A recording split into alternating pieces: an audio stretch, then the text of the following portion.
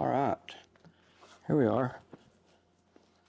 Welcome to Mindset Savage, episode number 3. I have Serenity Kelly with me, and I've got a couple of plans on a few things we're going to talk about, but other than that, we're just going to kind of go as normal and just kind of see where the conversation goes. Don't really do a whole lot of planning or prep. I just try to keep it as authentic as possible so that you know what you're hearing is the truth. And this is your first podcast, It right? is. Well, very first one. welcome. Yes, thank you. Tell the people a little bit about yourself, please. My name's Serenity Kelly. I'm born and raised here in Sevier County, and wife and mom. Two biggest things to know about me. Been married 21 years. I've got 2 children, one 20-year-old that's a senior in college. I've got one very soon to be 17-year-old, junior in high school. And so they pretty much define my life. I've worked in the tourism industry for the better part of my life since I was 13 years old.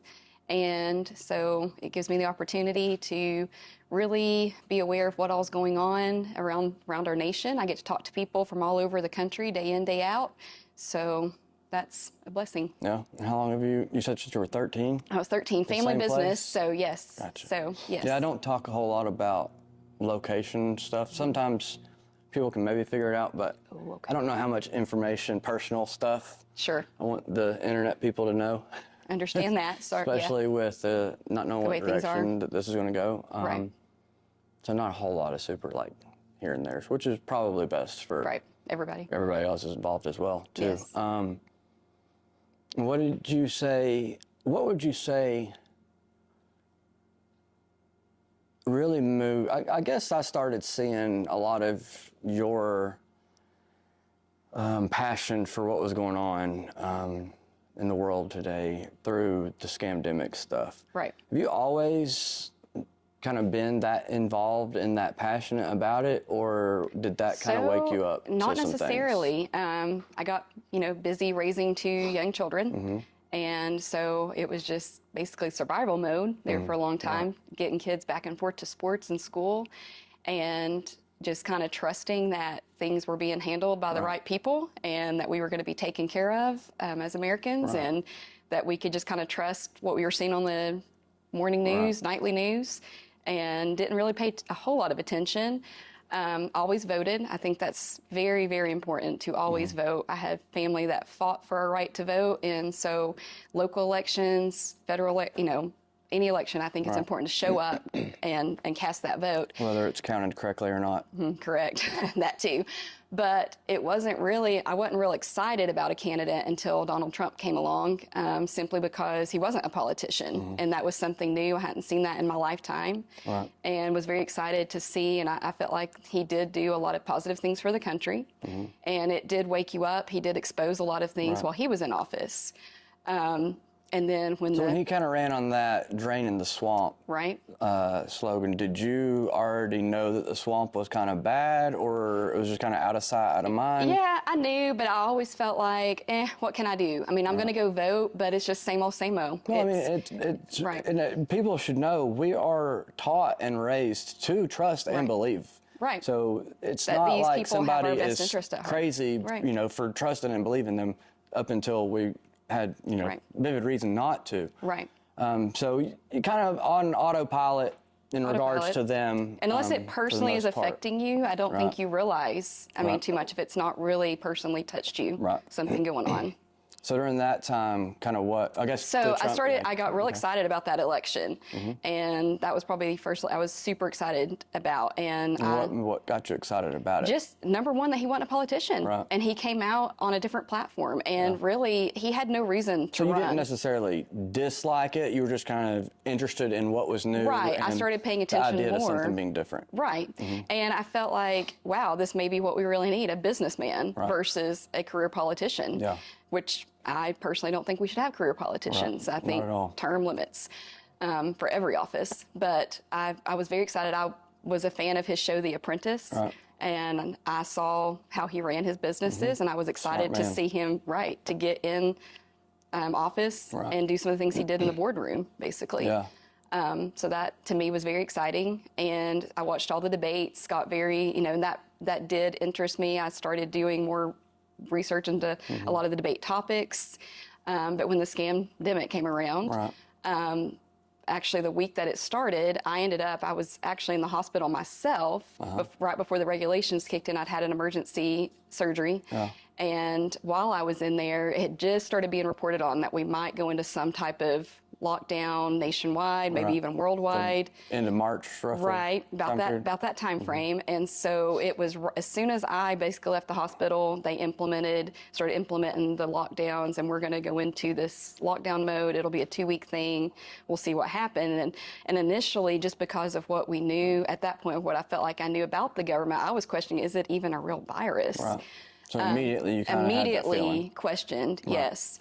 And didn't really believe maybe it was even a real virus. But then, people did start getting sick. Right. And in fact, I've had it twice myself, and it's a very unique virus, to say the least. And it's I've never had it, so I don't know. Right. But it's crazy to me how it affects people differently. And I will say I've had the flu, I've had strep throat, I've had different things, but this was something completely different. It affects you completely differently. I experienced some of and coworkers have it. We all experienced different symptoms. Right. It was definitely something more that was like an engineered something to do damage to your body. Right. And as far as the things that they did, as far as the mask and things like that, we immediately were like, that's not right. We have family in the medical field, and we knew enough to know when you're a healthy person, you don't put a mask on. And especially about something you have no idea what it is. Right. And you definitely, and there were so many double standards coming out, like you could put a mask on to walk to a table in a restaurant, and then you pulled your mask. I mean, it was, so definitely just a lot of questions initially. And I also was very fortunate because, as we both know, they were trying to shut down the spread of information. And so anything that was posted that they didn't like, you got flagged on social media. They were the media was running the articles and the stories they wanted you to hear about it. Right. But like I said, in my position where I work in tourism, I was talking to people from all over the country. And there was people having to call and cancel their reservations because of their particular state's restrictions. Our business, we kept it open. But fortunately, that was one thing I was able to learn about what was going on in their states, how they were inflating numbers. I mean, even talked to some people that worked at the health department in other states, and it was, definitely. Had you always trusted media pretty much up until this point as well? And unfortunately, I did trust, I would watch the nightly news, I would listen to the Day Show while I got ready, and I just trusted that there was some type of professional code that they reported truth. Yeah. And one would think. And morals. Yeah, I did. And unfortunately, it was very disheartening to find out they didn't. And they spin things, and they definitely limit conservative voices. They limit information they do not want you to know about. When the vaccines started becoming a thing, that was also something that was very interesting working where I work. We were getting calls initially, I think if you remember, it started places where all companies were offering incentives if you would get the vaccine. Yeah, I think Krispy Kreme gave you donuts. Yeah, you got donuts. You got, some companies were offering bonuses on your paychecks. And some of the people that were calling to cancel were people that were some of the first ones to get the vaccine. Really? And one guy called us from the hospital and said his company had offered a $100 bonus on their check if they got the shot. And he wasn't calling us to say he'd had an adverse reaction. He was going to have to change his dates, and he said it was the worst $100 he ever made. Spent a week in the hospital. So that made us really start questioning the safety of the vaccines. Regardless of where you work or anything, but did your place of employment, did they kind of align with where you are on all this? Oh, they aligned. Yes, I'm sorry, but they absolutely. They didn't go above and beyond on the crazy plastic here, but you could breathe here and under here and over here and all that stuff. They didn't. We didn't do masks. They didn't post the signage that the city wanted posted. Nice. Because we knew it. Now, obviously, we have our own cleaning standards, and before that, I mean, when you're in lodging, you deal with wanting to clean for all kinds of different things. Should do it correctly. Way before COVID, came around. So we already had cleaning things in place to keep our cleaners safe, to keep our guests safe. But it stayed pretty much business as usual. oh yeah, yeah. Awesome. We stayed. It was one of the honestly, it was one of the busiest. We had people that would sneak out of states to come here because they were on technically lockdown, but they found out, we're open for business. It's wild that people Right. allow a government to control them like that. Absolutely, So easily. Absolutely. Just yeah. with no information, Right. They nothing just making sense. want to just blindly. comply and get along, and the way we felt about it, we have 2 kids, and we knew the importance of them. They both wanted to be in school, and we knew that it was harmful what they were doing, shutting our schools down and doing that When to our kids children. were the least affected. Right, right. And we felt like, we need to speak up. We need to do something about this. Have you always been someone that kind of got passionate about things that you're interested in, or was this kind of like a more important because of how important it was? I think for this, to me, it came down to, I felt like my kids are getting older, and we've done everything we possibly could to raise good kids, to raise kids that are going to be good, contributing adults to our world. And my concern was, here I've raised these amazing kids, and I'm sending them out into a world that's just not good enough for them. Right. And at this point, what I can do as their parent, because they're to the point where I've got to let them go out. I've got to let them be adults. But I need to make sure the world's a better place for them. And so for me, this is my way of trying to, and it sounds weird maybe, to make the world a little bit better for my kids as adults. You should. And our generation, we're at the point where it's time for the leaders to kind of step up and take a stand for some things. Absolutely.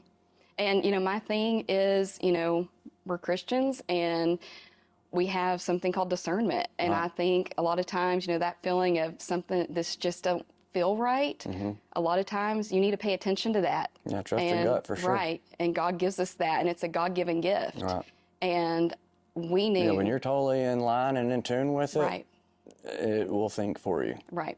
Right. And so I think, right now more than ever, it's praying for wisdom, praying for that discernment, because you're being bombarded with lies from every direction. But like I said, fortunately for me, I was in a position where I got to speak to people from all over the country. That was honestly just confirmation for the feeling that I had that this isn't right. Things weren't lining up. Things weren't lining up. Yeah. No, absolutely not. And so. Did you all get any pushback in regards to not being overly Oh, we cautious did. with things? Yes, we had some bad, social media reviews. Yeah. We had people tell us that we were going to get people killed for not, You're going to kill everybody's Nana and all that. Right. And why aren't we supposed to be Christians? Do we not care about people?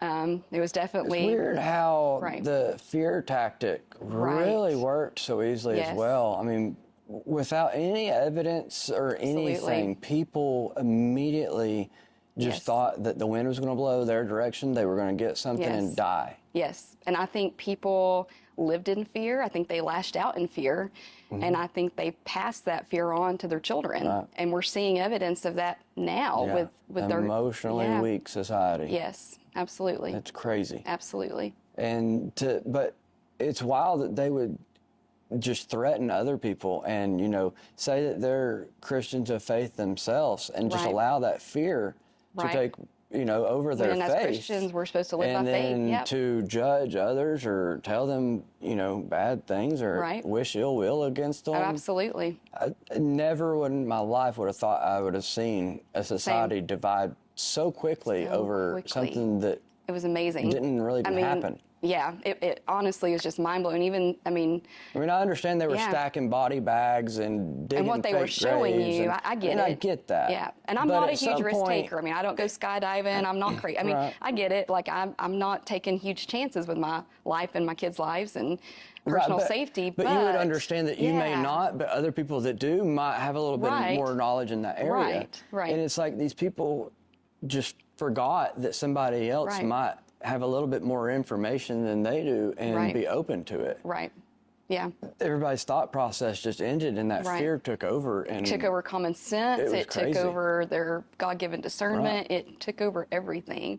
for their ability to function. Right. And for the most really, part. it made me sad for a lot of people. Some of the people that were the nastiest, I prayed for them because I felt like a lot of the things they were saying was just strictly out of fear. Yeah. And really, that's a sad an emotional way. mess. Absolutely. And Absolutely. it showed a lot, Yes, yes. And that's kind of where I was in trying to be vocal on it. I knew what was happening. I could just see it. Right. I have, through the experiences that I have in life, have kind Right. of trained me and prepared me to be able to look at things and see them in Right. certain lights. And But I was trying to warn people and tell them. Yes. And they would just get so mad at me. Right. They were so triggered. Yeah, and I mean, the Emotionally messages triggered. I was getting about people hoping I died. Yes. And Got those same messages. all Yep. kinds of things. And at the time, I reacted a little bit I mean, it's personal. When bit someone more- tells right, you a they little hope bit you die. Yeah. Yeah. differently. But I mean, even though I knew what was going on, it was Right. still affecting everybody's Right. life Right. in a different way. And I guess the question was is hard. why were so many so easily manipulated? But then, like you said, it was like my husband and I were having this conversation. It was like we just knew, and I don't know how to Right. explain it. We're not necessarily more intelligent than anybody else. We don't have genius level IQs or anything like that. It's just we just knew. It was I like think we it's just straight knew. common sense, being And- able to think logically. I guess, yeah. I mean, aside from, faith and Right. trust Right. and I think a lot of confidence. Right. So when you're confident, you're not so fearful. Right. Regardless of if you know anything about information or not, when you're confident, you have the ability to know. Yes. I don't necessarily know about this, Right. but I can understand this person may or may not, and I can still make my own judgments. Right. And I guess for us, they tried the incentive route. There was nothing. I mean, I didn't care if it was $1 million. We weren't going to chance it. But then it went to the threatening route.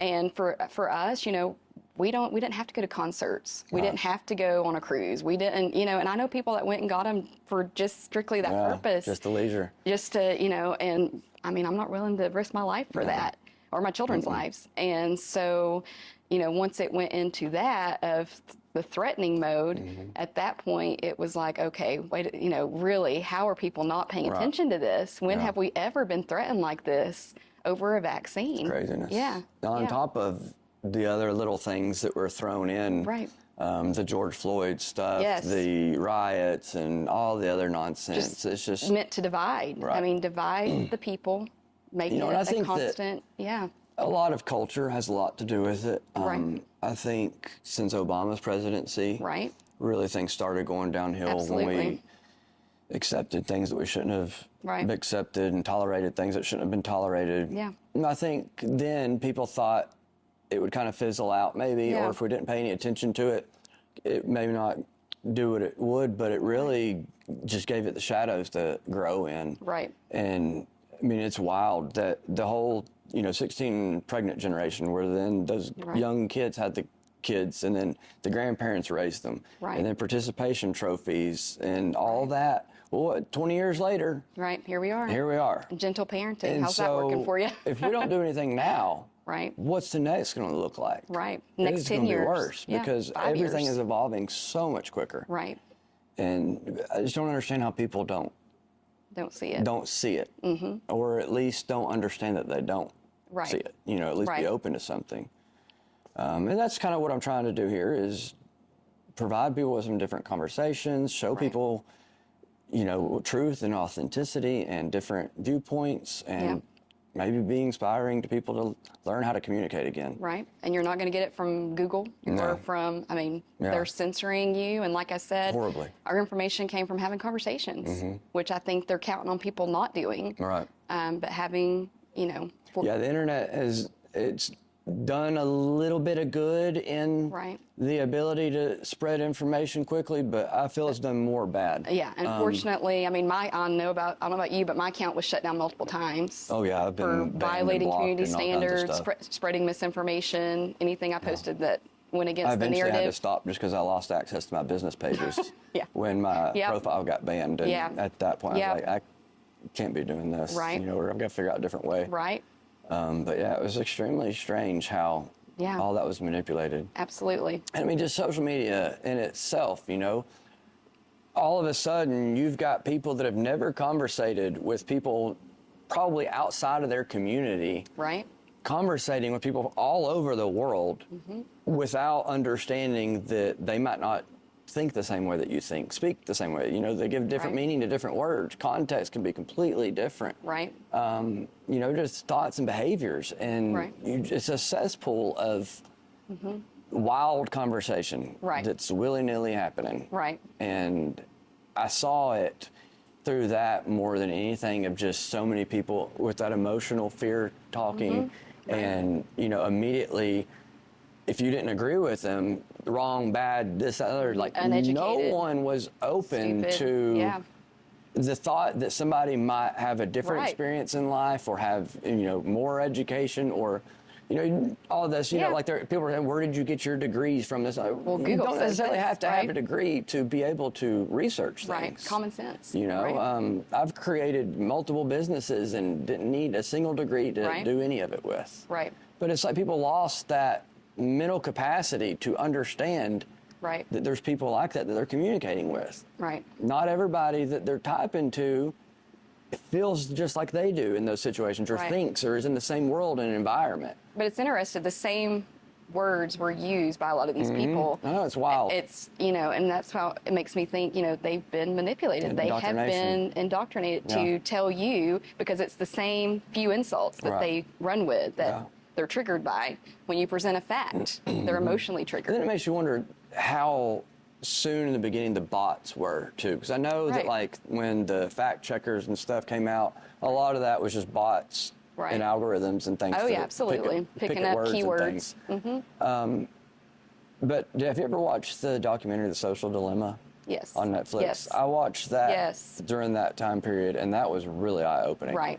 And from there, I really started kind of dissecting how it worked and the time periods that we've gone through it and whatnot. Yes. And it's wild how it's been manipulated to do the things that it does. I understand. I mean, it's kind of incredible in a lot of ways. Yeah, but it really impressive. Is. Yeah, but and it makes you wonder how long that information, that technology has been around. Right.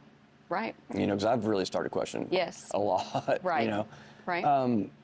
But it's like, okay, how much of that was bots? Aside from the censorship and things like that. You know, and it's absolutely crazy to me that our entire world, focus on our country the most, but the entire world was affected by this. Absolutely. Yeah. It's crazy to me. Yes. And how people allowed their governments, the other countries, to tell them, you were to not leave. And, people were getting fined. People were getting put in prison. I mean, it was, a lot of countries had it worse than we did. Yeah, for sure. But some certain states had it worse than we did, depending on their state government and what, laws were in place, or mandates, I guess, not even laws were in place. But I think, people didn't know the difference between a mandate and a law. No, they really didn't. I mean. And it gave a lot of people a weird chance to have some power that they really didn't need to have or know how to control. Right. Like the people that I saw in some stores screaming at people and things, and I'm like, this is not how we function in society.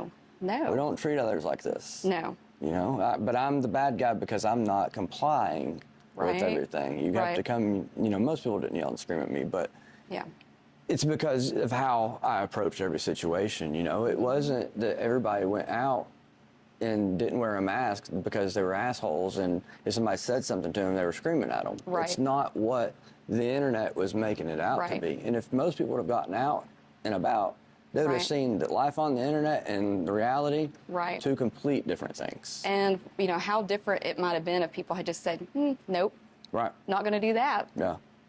And then what? Yeah. I mean, how different things might have been. Yeah. Yeah. I think that there's still time for that. Absolutely. I don't know how much is left. I mean, I hope this was a lesson for a lot of people. I hope now that more information has come out and people are starting to see some of this stuff, some of these people are just, their egos are too big, they can't admit it. True. Like, they know they're smart people, even though, like, we understand that everyone's been manipulated. We were at one point manipulated too. It is okay. Right. But it's not okay to know that and then stay there. And still do nothing about it. It is time for us to take action. But so many people, I don't know if maybe it's what they said out of fear in the beginning, and they, Right. can't go back on that, or if there's ego and pride won't allow them to admit that they've been manipulated and wrong. I don't know, Or but I think sometimes people feel helpless. I don't think they know where to look for information, or right, but they're still not looking though. no, they're not looking. It's, No. And maybe they're and like that's where they're me. lacking the Maybe they're ability just to hoping self-aware. these people that are in charge will take care of us. That's not the way It's it going to goes. take care of your children, going to take care of, and you don't need to worry about it. Right. And There is a lot of people that believe in that. right. Yeah. And it's As easy to weird do. as It's it easy to is. get busy and just trust that, people are doing what they're supposed to be doing. Yeah, there's still people that think it's patriotic to pay taxes. It's crazy. Right. Yep.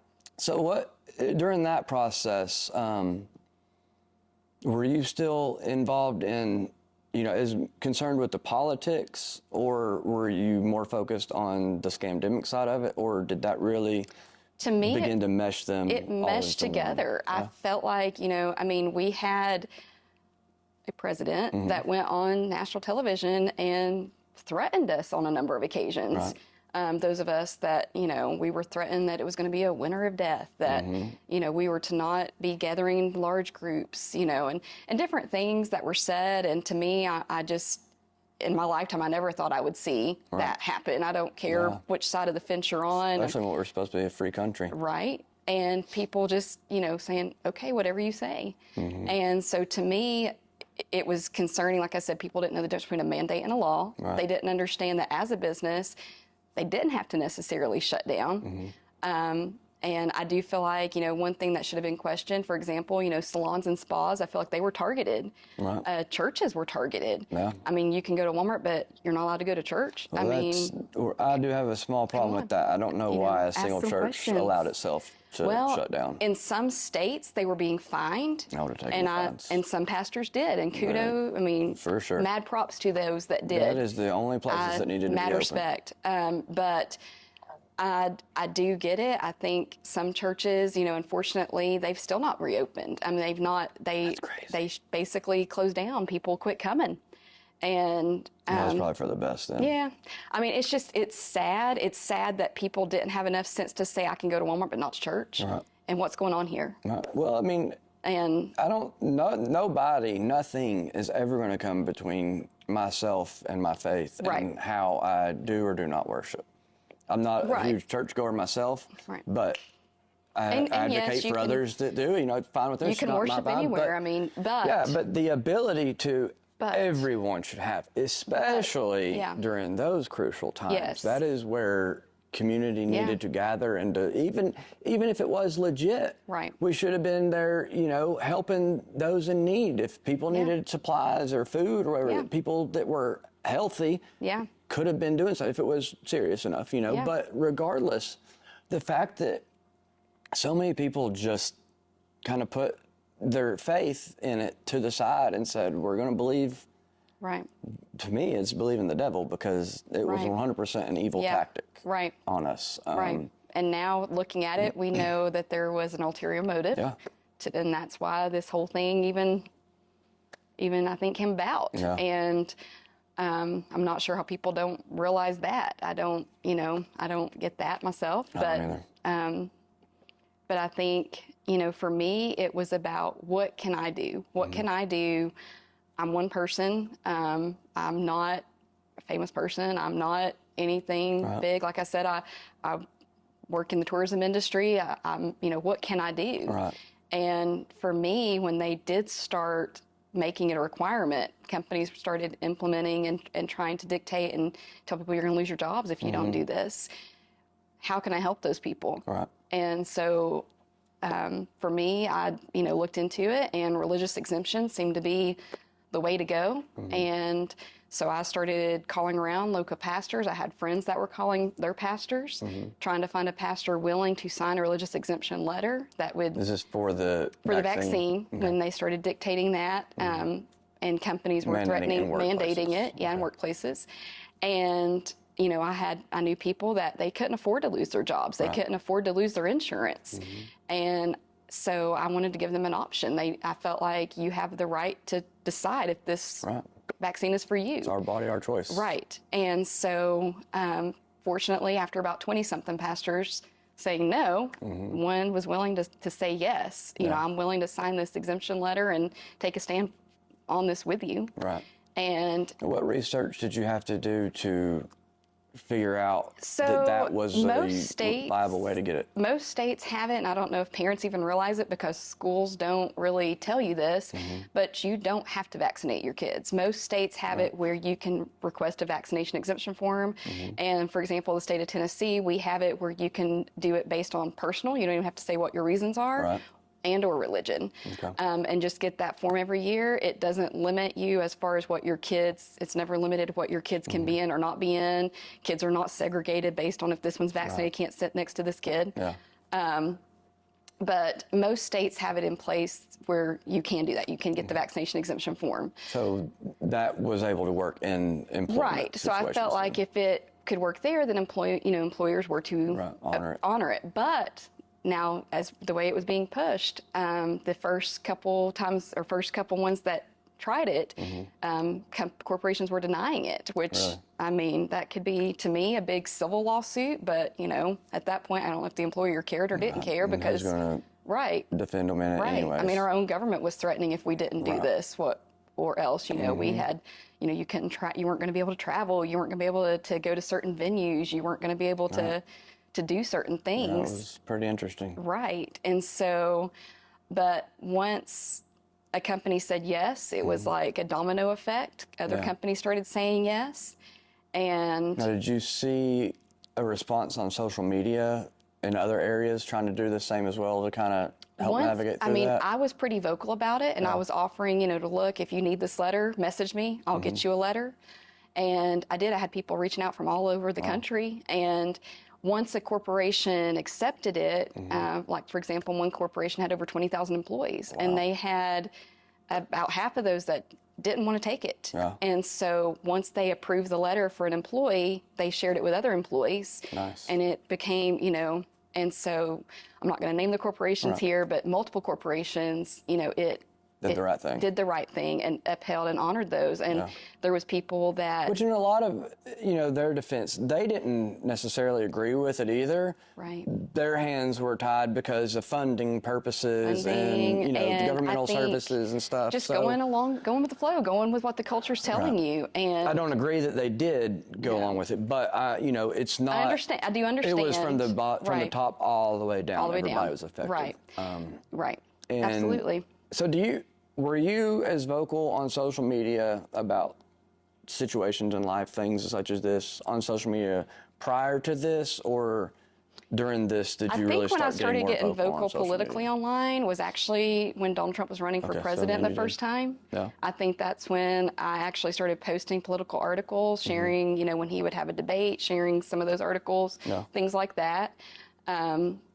I know, you know, I did get some kickback then, I think, you know, but it wasn't until probably when this SCAMdemic came along that I probably, over half the people I was friends with on social media, you know, and that's fine. Got replaced with new friends. Yeah, got replaced with new friends. Did you get gain a big following through it all? I did. I probably gained as many as I lost. It seemed like, you know, I'd lose some, but then gain some. And fortunately, you know, there was people paying attention. And, you know, one thing a lot of times that piqued people's interest were when someone would write a nasty response to just a basic factual something I posted. And that would pique that person's interest. And fortunately, you know, seeing how people reacted, you know, and to me, good, that's a win. That's one more person that's paying attention. And when you see someone being that defensive to something that's not an attack on them personally, you have to start to wonder what's going on here. Why? What underlying issues. Where's this coming from? So, but we're not for everybody. No. And that's okay. No. Everybody thinks that everybody has to like them and agree with them, and, you know, vice versa. And that's not the way that the Lord made us or the way that a society functions. We don't learn or grow or progress if everybody's thinking and doing the same things. We have to have the ability to free think and try things and have diversity. Diversity is a good thing, but not when it's politicized and, you know, pushed with agendas and things. And I'm trying to figure out a way to, you know, get people to get back on board with that, and I'm hoping that this does it. Right. If not, I don't know where our society's going to be Right. in the next few years if we make it even through this Scary election. thought.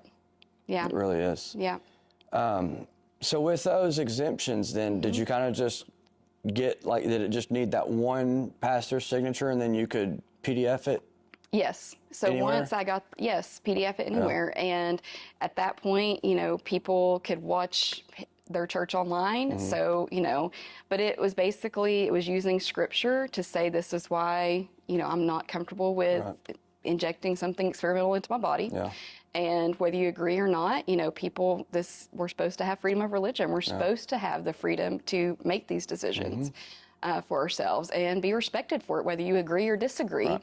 And so, but up until this point, you know, I think this was one of the, you know, first times that, like I said, that it's ever been, it was incentivized. Yeah. And then it was. Had an agenda with it, for sure. Absolutely. And then you were threatened if you didn't do it. And, you know, they were trying to shut down the flow of information. If somebody posted. They weren't trying. They definitely did. Right. Absolutely. If they had an adverse reaction, if somebody tried to post about it, it was removed from social media. So was the first one that like it was one and done, or did you have to try it a few different times? So it was a few different times. Like that? The first company rejected it. Kind of shocking. The person did lose their job. Oh, wow. And then from there, you just have to tweak what it said and the verbiage I on kept it? the letter the same. Oh, really? It was just finding, you know, the companies that would agree to it. I So did it was have like a kickstart, and then from there it kind of got a little bit easier. Right. I had an attorney review it to see, you know, and he loved the letter. Right. He was working out of another state. I believe it was New York, where this particular attorney was from, and he was using it to try to help some of our National Guard nationwide that was trying to keep their position and keep it without having to get it. Yeah. One of the things Did it work for that? it eventually. Yes. It basically went into a review process, I think, for a lot of people, and finally came back that they didn't have to get it. They kept it in review long enough that they didn't have to get it. But I think filtered some out, right, for sure. For a lot of people, I think those a lot of those people, especially younger men and women that I talked to wanting the exemption, were concerned about how it might affect fertility because it was unknown. I mean, it's still unknown. For sure. The future effects. And so that was some of their biggest reservations were, you know, I'm wanting to have kids. How is this going to affect me? Do you have any idea how many times that's been used, that letter? Well, one company, I know it was over 10,000 employees. So I know it's saved thousands of jobs. I did have one particular lady reach out. She was going to take the shot because she couldn't afford to lose her health insurance. She has a disabled child, and that was the only reason she was going to take it, was to make sure he had the care that he needed. Right, and she was very much against taking it. Yeah. But the letter got approved, and she didn't have to take it. So fortunately, It'd be cool to find out how many times it's been used. Right. That's pretty cool. Right. So I'm grateful. I hope my kids saw that I did something, and it wasn't just for these people. It was, I would never want them to be in a position as a young adult out in the career world, and they're being forced to do something like that. And it shows that you can actually make a difference, and you can create change, and you can fight for your rights. Right. I think people just don't understand that we really can do more than they think. And when you really just start getting into it, the entire system is a shit show. It's not put together correctly at all. No. They never anticipated it getting this bad, and then they never anticipated, because they put in place what we were supposed to do if it got this bad. Right. They never anticipated us allowing this to happen. No. But once I've started navigating some things, it's like after a certain point, there's not a single person paying attention to what these people are doing. And that's what they're counting on. Zero checks and balances. Yeah. And if you try to pursue anything legally, after a certain point, there's no more information on what to do, because they never anticipated it really getting there. There's no precedent. There's no legal precedence for what's taken place, right? So the only answer is for the United States of American people to unite. Right. And to do something ourselves. Right. But I don't know if that's going to happen. I don't either. I don't have a clue. Like I said, it's been disheartening to see, but also it's been inspiring to see people that have. But now you have a little stepped bit up. more experience than I do. You are a J6er. Yes. Is that correct? Yes. Can we talk about that Absolutely. on here? All right. Not ashamed of The it. FBI they're probably already listening. Anyways, They've already because got my you're here. name. They've already got, all So my tell me a little bit information. about that. So again, I was a fan of Donald Trump. I respected him. I respected what he did for our country. And when the election happened, I don't know if you were up that night watching as the election results were pouring in, but it was I went to bed thinking, well, he's got it because, these particular states, they've already counted the votes. Here's where we're at. He's won this state, this state, this state. So it's a done deal. And get up the next morning and find out, well, they found more votes overnight. And You thought flipped. that Oh yeah, it was going to be an up till honest about election? 2 a.m., 3 a.m. And they were calling it. They'd never done that before, where they were going ahead and saying Immediately. And then right. things were going back on things though, and right. things were changing. It was a very unusual election night, and it just seemed off. I mean, for them to have found, you found votes in the middle of the Once night. the whole SCAMdemic stuff and the mail-in Right. ballots and this Yeah. and other, I just knew. And it was nothing what was gonna it was be legit. happening in cities that could either make or flip the state one way or yeah. another. It was just those particular states or Right. cities having issues. Yep. And so the next morning to find out that he did in fact lose, it was shocking. And then you start, okay, something happened. And then you start, people are coming forward saying there was things And we're that already happened. going through Right. the SCAMdemic stuff, so Right. you're already There's already questioning questions everything. about their integrity. Right. And so when he put out, that he wanted to have this January 6th peaceful event, my husband and I and some friends of ours, we decided, you know what, he's done so much for our country, Right. we can go and show support. Yeah. And I mean, like you, we're gun owners. We're, we didn't take our guns. We weren't going there to have a battle with anybody. Right. We were going there to support him, Right. to be And there with experience. other conservatives. Yeah, I've been to Washington, D.C. before, and I do believe... It's a very crucial time Right. in history. Yeah, and I this will believe- go down in books, Absolutely. and to be a part of it, Yeah. there's times that we wish that we could have been a part of some things. Right. I I had parents that grew up during the civil rights Yeah. era, and I'm familiar with protests, and to me, there is a way to protest things Right. and do it safely and respectfully. And so we loaded up, went to January 6th. It was Did you fly or drive? we drove. Yeah. It was very, I don't know how to explain it, festive. If you've ever went to some type of state ball tournament or something and everybody has their cars decorated, Yeah. it was similar to that experience. Parade. Yeah, we got there the day before and we were running As into you people. were traveling up, People were was the honking at each other. roadways- The cars were decorated, and we were waving at people. I mean, it was, to me, a it good was time. lighthearted. Right. Yeah. And No one was going there with bad intentions. not that I knew, Other than not that I the personally FBI knew. and CIA no, agents. no. And my thought was we're going to be up there at the Capitol, and we're going to make our voices heard by standing outside the Capitol. We So already had. were you down? I guess where he was speaking. Yes. And then walked And then with he everybody. said that we peacefully walk up and make our voices heard. When you were in the crowd, Yes. did you even think that there might be agents implanted in there, or did you notice any or anything like that? Or were you just kind of caught up in it and Well, enjoying I it? mean, we were just enjoying it. It was honestly, we were having a good time. Our thought process was that there had been they had signed their intent. A lot of the politicians had signed their intent, over 100, that they were going to send the votes back and have them looked at. That was what we thought was going to happen. So we you kind of thought that things Yeah. were going to be honestly like done. they or were going to the system they was were gonna- actually going to send it back, investigate where there was some questions, Yeah. which wasn't, I don't think, unfair to request because of the unusual circumstances surrounding some of the People should know. right. But we were, like I said, we're there with a lot of 2A supporting people. Didn't see a single weapon. We, in fact, So we it didn't saw. feel like things were off at all. It just felt No. like a No. normal, patriotic good We time. saw for the there was most part. people. There was people there selling T-shirts, Yeah. just having a good old time. There was.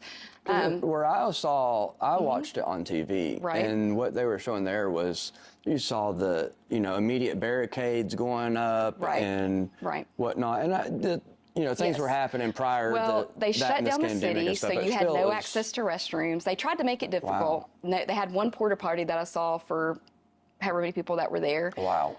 So we knew there weren't going to be restrooms to utilize. No facilities.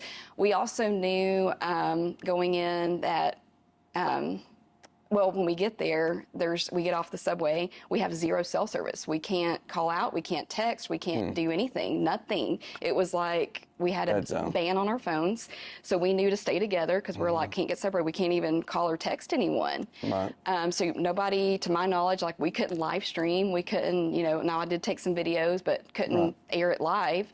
There's no cell signal at all? None. Wow. None at all. It was the strangest thing. It was like there was some type of something blocking, and it was all of our cell phones that day. And nobody around us had cell service, nobody at all.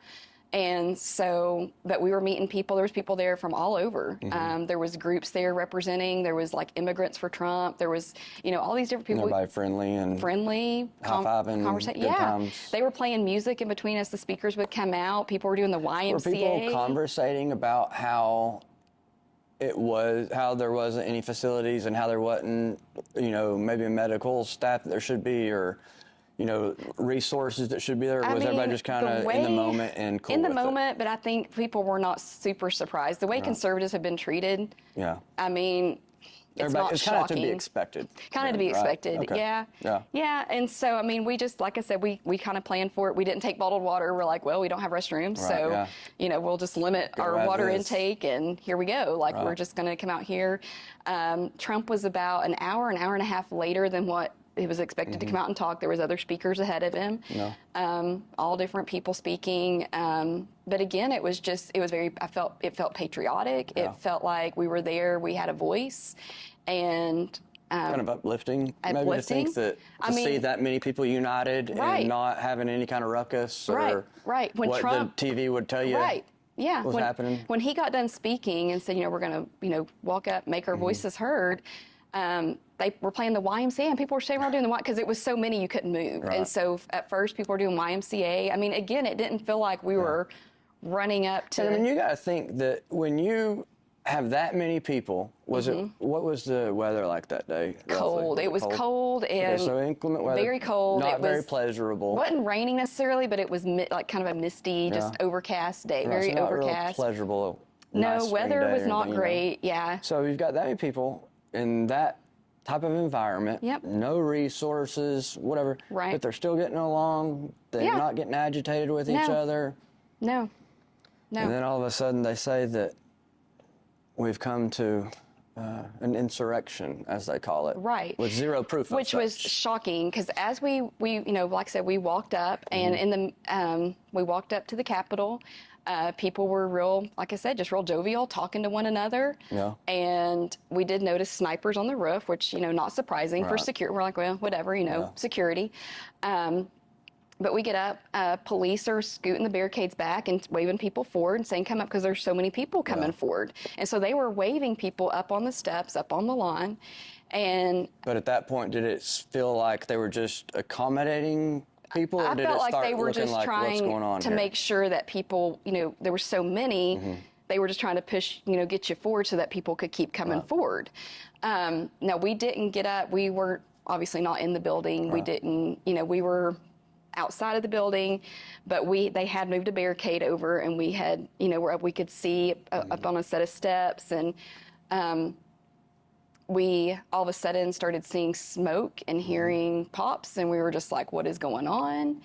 And in the still we're talking to people around us. We had met a busload of people that had come from in Pennsylvania, and it was some people that they actually worked they had worked their polls, and they had witnessed for themselves. Really? Some things going on, and they got locked out of the building that night. It was very interesting. We were meeting people from all over. Yeah. We met pastors there. We met business owners that were just, these COVID restrictions, we're over it.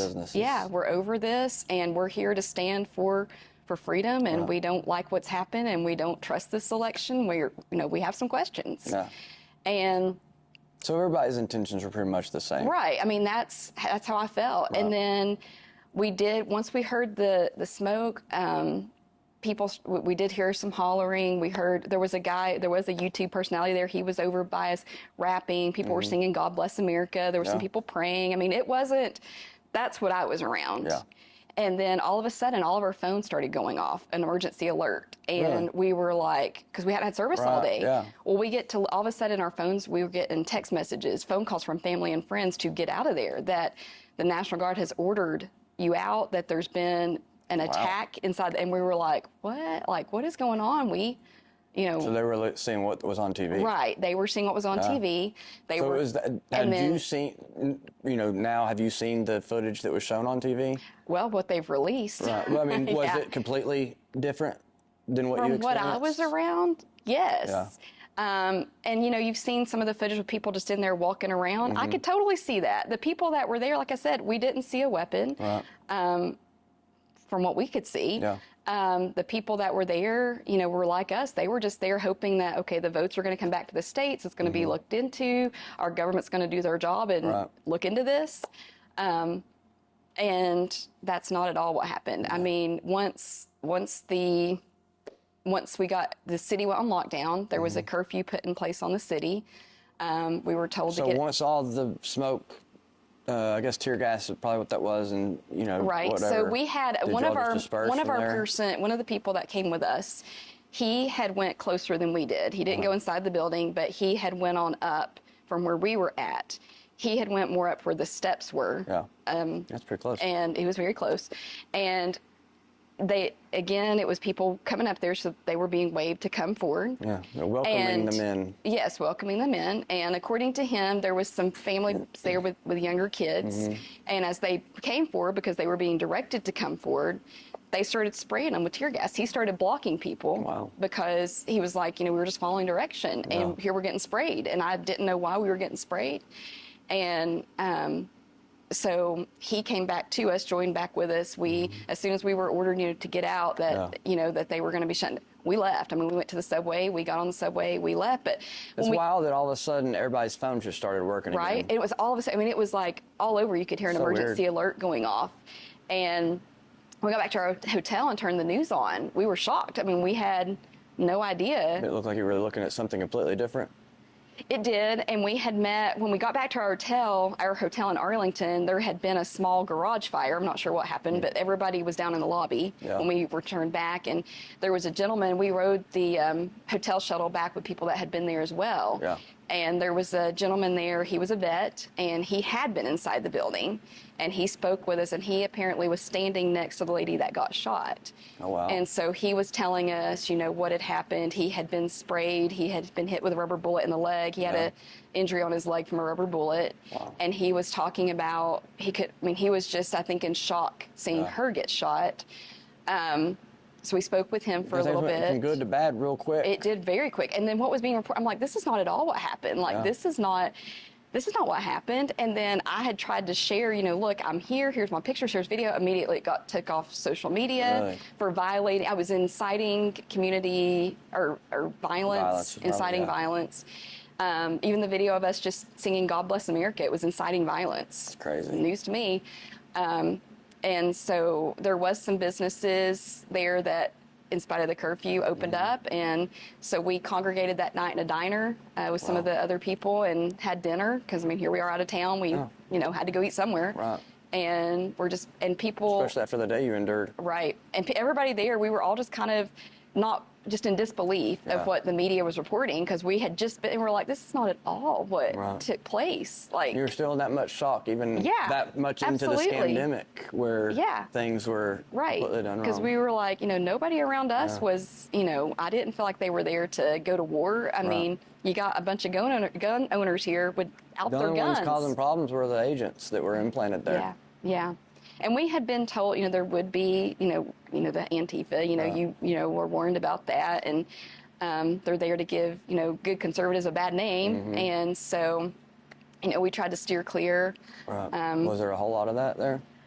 I think so. I think there was, they were there trying to get people like, let's go, let's charge, let's do that. And people are just kind of like, no, like, that's not what I'm here preaching for. To the wrong crowd. Right. Like trying to, get people to do, and people There's are just that video, I think Ray something or Ray another. Epps. Yeah, that I've seen a lot of. And it's like, that's a very even questionable thing. The agent, what allegedly he is, and I think there's pretty good proof that he is and whatnot. But there's video of him trying to instigate things, and everybody looking at him like, no, we're not here for that. And that's the And feeling, like, it's so mind-blowing how many people still believe that it's an insurrection and the conservatives are there worse than 9/11, I believe it's been described as. And Kamala tries to say that stuff. But it's just wild how many people just don't even the evidence right here in front of you, or question how these people are being treated. Question how these people that have been arrested and how they've been treated. I mean, this is not. And why is it okay for all of them to go to the streets and destroy police vehicles, the double standard in place, businesses and loot and steal? Yes. But it's not okay for the other group that they don't agree with to go just stand peacefully. Right. It's absolutely wild how this has happened. To me. Yes. So you get back home. Yes. What's happened since then? 'Cause I don't know a whole lot. I don't pay attention to most media stuff, but I do know that pretty much everybody that did have a cell phone that was in Washington that day is on a list, and I'm pretty sure the FBI is and we've been doing told some sort of investigations we've been or some told sort that, of, our names, people, friends of ours have been questioned. Have you been contacted? We have not been directly contacted. The friend of ours that was contacted about us and our name was mentioned, it was because they had seen an article that ran in our local newspaper. And then there was also an article that ran in Knoxville paper, and some things from our social media, which again, I'm not ashamed of. It was posted. And I think because we conversed back and forth, this person that was brought in and questioned by the TBI, FBI, our names was mentioned, and he told them basically we were just like him. We were there, but we didn't go in the building. If they wanted to look at our phones, look at our pictures, videos from that day, they could very well see exactly where we were at. Even though you had no service. They can still but track I'm sure they could track it. Yeah, absolutely. And but nobody has, we did get people that when they saw our names, they found us on social media and sent threatening messages, Was there, was there ever a point that you thought something might happen because you were there, and just that simple fact alone? Yes, when I found out that a friend of ours had been taken into Knoxville and was being questioned, that was there, and our names was mentioned, we did make sure that our children had our attorney's phone numbers. And there was a plan in place. We had a plan in place. If we get picked up, call our attorney, and we'll go the legal route. I mean, we didn't do anything wrong. And we knew we didn't do anything wrong. And but even trying to have confidence in going the legal route these days, can you really trust the legal system? It's hard. It's scary. I will say one thing that came out of COVID was our daughter, decided for sure on her career path. She's graduating in December from college and going to be going to law school. Nice. And she's wanting to pursue constitutional law. She looked around and saw what was happening in our world and wants to do something to help. Was she involved or interested before SCAMdemic stuff, or did that really? Honestly, what really sparked her during actually the semester that when it was her sophomore year, when the schools did shut down in March, she was in a government class, and it was phenomenal. It was a local class here, great teacher. He really challenged the kids, taught them a lot about our government, and I think that's when she fell in love with the Constitution, and it really interested her. She's always been interested in history, but I think that government class really piqued her interest. And then when the school shut down and she saw what was happening around our country, she was like, this isn't right. And you said she was a sophomore? She was a sophomore in high school when it happened. The second semester then? Yeah, second semester, because school shut down in March. They didn't go back. Our schools fortunately did go back in August that same year. A lot of schools didn't. But how was it for your kids being? So when she was a little, being a sophomore in high school is different than some of the young kids. So unfortunately, with our kids being older and being in advanced classes, we didn't really, homeschool was not really an option for us. Mad respect for everyone that was able to homeschool. We really felt torn sending our kids back that August because our schools did implement a mask policy that we completely disagreed with. We reached out to our local administration. And would your letter go against that too? Did that work for mask? No, it did not. It was, this is how it's going to be. And our kids were like, we want to go to school. So what do you do? What happened if they didn't wear a mask? So they, they stood in the hallways and told them to get their mask on. They had to wear it in between class changes. They could take it off once they sat down, kind of like in a restaurant. I mean, it was the most senseless thing. When they played sports, they didn't have to have a mask on. So unfortunately, our kids did have to wear the mask. It created, actually, I felt like more sickness for our kids. Our daughter sitting there breathing your own stuff all day. Our daughter had moisture strep building throat, in there repeatedly that year, and got it so bad. She'd never had any issues with her ears. It actually got into her ear, and she's had ear infections ever since. And so, I mean, I think it did more harm. I'm sure there's other people that had, kids were having. We don't even have any idea what the long-term effects are going to be. No, they had staph infections. I know, we're dealing with the younger kids that were delayed as far as their verbal skills, as far as their being able to express, things. A lot of learning speech is the ability to see the movements. Right. And read the facial expressions. And so it did a lot of harm. And I hated that our kids wore masks. I mean, my kids know that I spoke out against it. It upset a lot of local people. They were like, why can't you just be quiet? Why can't you just, Why aren't they speaking up? This isn't right. Yeah, it's not right. We're not supposed to be quiet. No. Did your kids get any pushback at school from other peers or staff or anything? Peers and staff, unfortunately. Yeah. Kids would see my I decided I made my social media public because I didn't feel like I had anything to hide, to be ashamed of. And I wanted to be vocal. I wanted to be vocal about these issues going on. Well, it was obvious you didn't need to preach to the people only people you knew at the same time either. Right. And so I didn't, so kids, they would see, there was parents that quit speaking to us.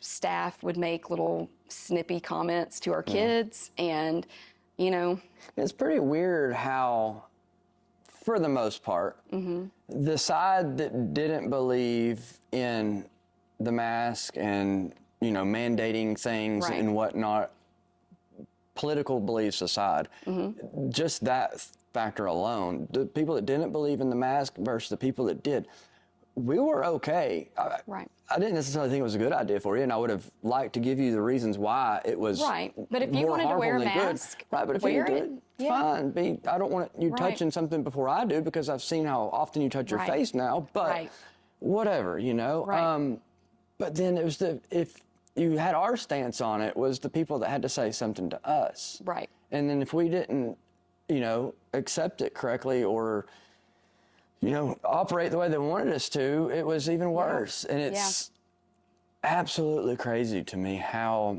we they were would act required. We had to have a mask, not on our face necessarily, but just have it on our wrist to walk into our children's ball games. That's crazy. And, again, I know the staff working the gates. At that point, though, it's obvious that it's about compliance. Absolutely. How many people can we get to wear one on the wrist? Yeah. And I know the staff was just doing what they were told to do, and, whatever, but at some point, we got to stop doing what everybody's told to do. Do you realize this, how ridiculous this is? It really is. Yeah. It's pretty wild to me. Right. And it's even more wild that you couldn't try to help people understand. Right.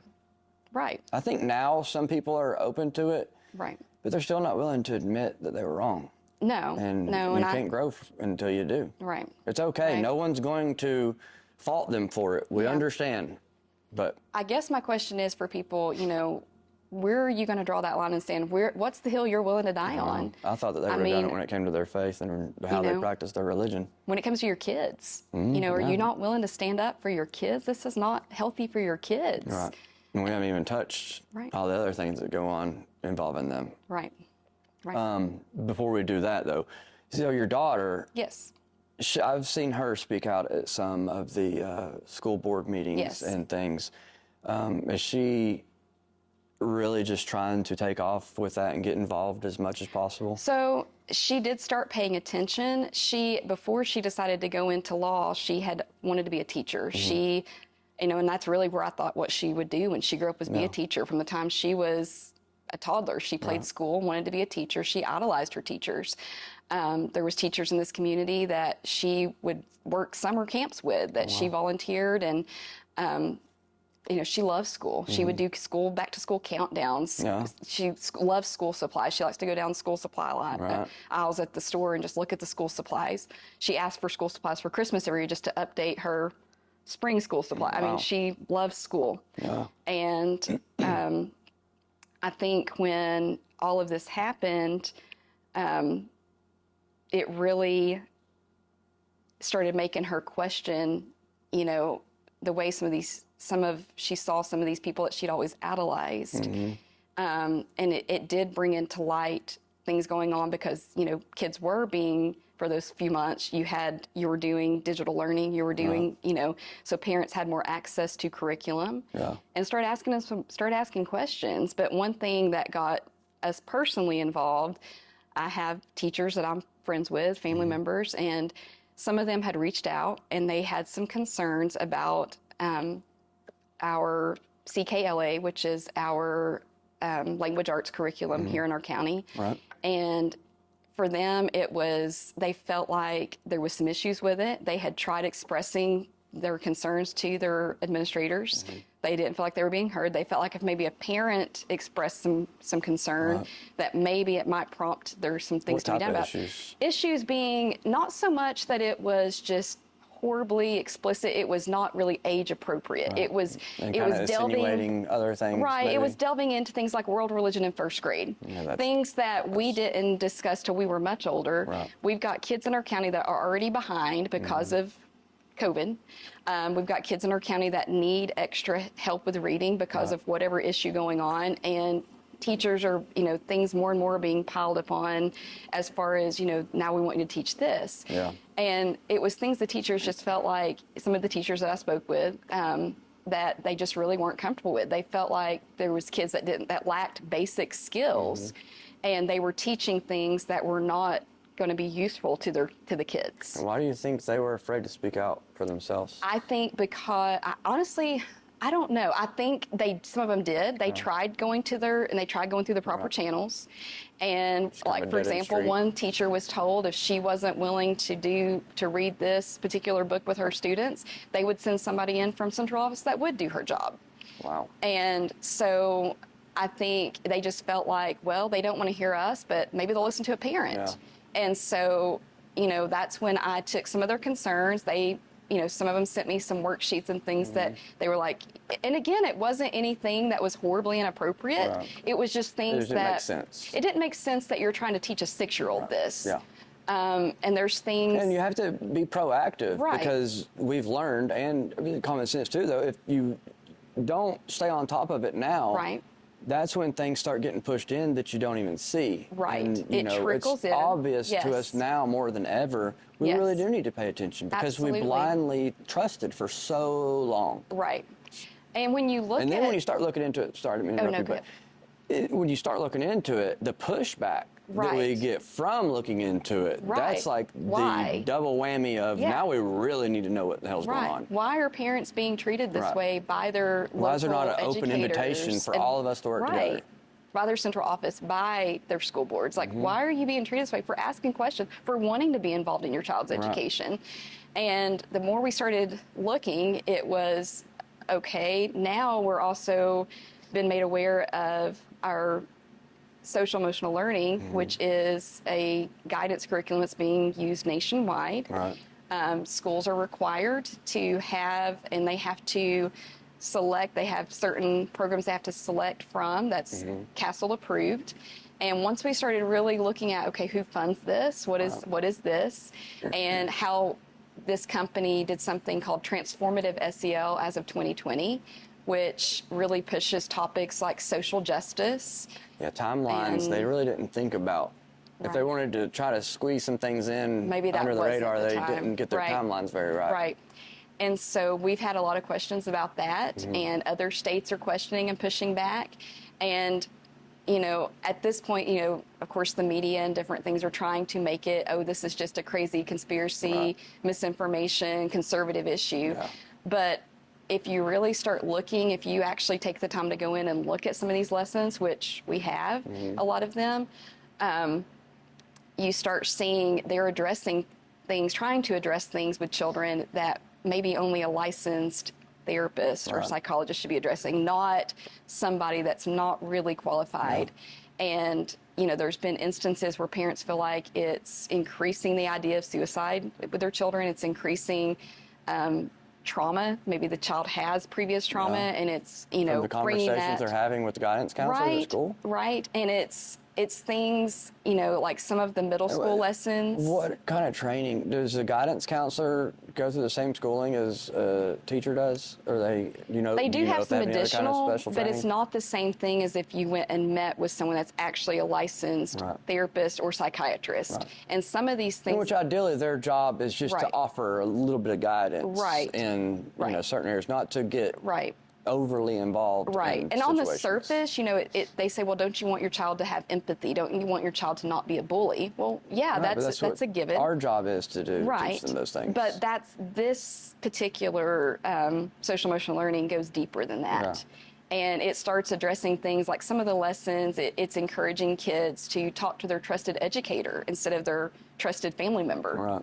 It's to increase, you know, just a little bit. It's to separate the home. But do it in such a way, it's very subtle, very subtle. And that's taken the entire indoctrination and manipulation to a complete different level. Right. We know now it was done to us. And I am curious on what it's done, like through the educators, through their schooling, how much is done in that, because why do you need 8 years to teach math in certain languages and stuff? You know, just what are they really learning through all that? And I'm not going to judge until I know, but I'm very curious because a lot of things don't make sense. But we know that we were indoctrinated and manipulated. So we know that we have to stop it now. But they're also piggybacking a whole bunch of other shit on top of it. And we're trying to tackle one while also investigating another. And then when you start asking questions and looking and things, get the pushback that you get. It's rough. But I think, you know, my daughter with her interest in education, you know, her thing was, you know, some of this just isn't right, you know, and for us, you know, we'd had a pretty positive experience with our kids from primary school up until high school. And, you know, what was shocking was some of these educators that we've known for years since our kids were in kindergarten, that we've had a wonderful relationship with, that we went on field trips with, that we showed up at all the school events. Like I said, that my daughter actually went in and worked in some of their summer camps and had a personal relationship with. They have, you know, both of your kids are involved in sports and other things too. They are extracurricular things. But some of these educators took it on themselves to like block us from public website. I mean, things that were just, they were so offended that we would even dare question. It's so weird. You know, things. And, you know, to me that was shock because I'm like, these people know us. You know, we know them, and we don't have to align on every single issue, but they know we're not, you know, horrible people. They know we're not mean people. This is not an attack on you personally. We know a lot of this is federally mandated. It's not even, you know, it's paying attention, you know, what is being mandated to your local school. It makes you wonder how much social emotional learning is taught to them in their further And now education. we're learning that they're including the SEL in math curriculum. I mean, why do you need that in math? And, you know, and it's as simple as, like, at the bottom of a math worksheet, how did this project make you feel? How did you feel working with a partner on it? I mean, who cares? Who cares how it makes you feel? They have enough information on us as it is. But I mean, if somebody asked me about if I had the option to feel about math, I mean, when I was personally in school, I would have felt like I didn't need it. I hated math. But it is, you know, it's a skill. It's something that needs, you know, to be taught. But, you know, who cares how it makes you feel? It doesn't need to be reinvented 50 times like Your it is. Your employer's not going to come, how does this job make you feel today? How does this project make you feel? Just get it done. Get the results. That's all that matters. Do your job. It doesn't even matter how you get them sometimes. What encouraged her to speak and use her voice at those school board meetings? So we also, you know, once we started with the language arts, it opened up, like I said, it led to us looking into the SEL. And then we had a particular app that was on all of our countywide Chromebooks called the Epic Library app. Well, we realized that on that Epic app, which was available from our K all the way up through our senior Chromebooks, there was no filter. So basically, some parents had realized also kids didn't bring Chromebooks home until they were, I believe, 6th grade is when kids can start bringing them home overnight. But this Was it particular... something they've always had, or was it So it's been really around pushed for a in couple COVID? years. When we started realizing it was supposedly to help improve, reading, give them access to a digital library, which in and of itself, that sounds like a great idea. On the surface. On the surface, right? But this particular app was only available from 7:30 a.m. to 3:30 p.m. So if it's to improve reading, why was it not available 24 hours for kids to use when they're home or on weekends, why and is they there want to read a book, restrictions? right? And why could you not set, there's certain books that a kindergartner has no business looking at that a senior in high school should have access to. So there should have been some filters in place. And we reached out directly to the creator of the app. They said there would be no filters. They wanted to keep it the way that it was. And so when we took it to our local central office, and they seemed surprised at the fact that it didn't have the filters. Right. And at that point we thought, well, these people, we've showed them this, maybe they'll do something. Yeah. They had no intention of doing anything. No. And it took state legislation to remove it because the state agreed it was not appropriate. Right. And it's not about banning books. It's not about, it's not Removing about the ability to censoring do information. things. It's kids, like I said, there's books that a 5-year-old shouldn't read that an 18-year-old, Right. obviously there's a huge difference. And, just for example, both of our children going through school, they always tested ahead in their reading. And so they were always reading several grade levels ahead. Yeah. But just because they could read on a certain level when they were mean they in understood. 3rd grade doesn't mean they needed to read a book that was for a 17, 18-year-old Right. kid. And so, Just because they know the words doesn't mean they understand the context. absolutely. And so, we were careful. And, again, we, as their parents, decided when was the appropriate time to have these conversations. Obviously, we knew they were going to be faced with these issues and things, and we did have conversations in our home. Yeah. But I think there's certain things that the school really has no business touching upon Yeah. with your children. And again, it's not about banning books and whatever they're trying to say it's about. Right. It's just about, keeping our children's innocent for as long as we can. Well, regardless, they're your children. They're your and children. It's your decision what Right. they And do, not don't do, have access contradicting, to, or don't have the access family, to. Not contradicting someone's upbringing. Right. And being respectful of the fact that, kids are brought up to believe different things. And Yeah. I'm not going to, just like, for example, there was a boy that used to be in class with me in middle school, Jehovah's Witness. They didn't celebrate Christmas and Santa and all that stuff. And so he didn't participate. If we were doing an art project that was Santa Claus, he didn't participate. And nobody said anything. Nobody made a big deal about it. But, I think Oh, I think we've gone we've went way away back from, in not the whole being diversity respectful. things Right. and whatnot. Right. And not being, we went from, we raised our kids to be tolerant. We're Americans. We think, we believe in being tolerant. But that doesn't mean they have to accept or participate Yeah.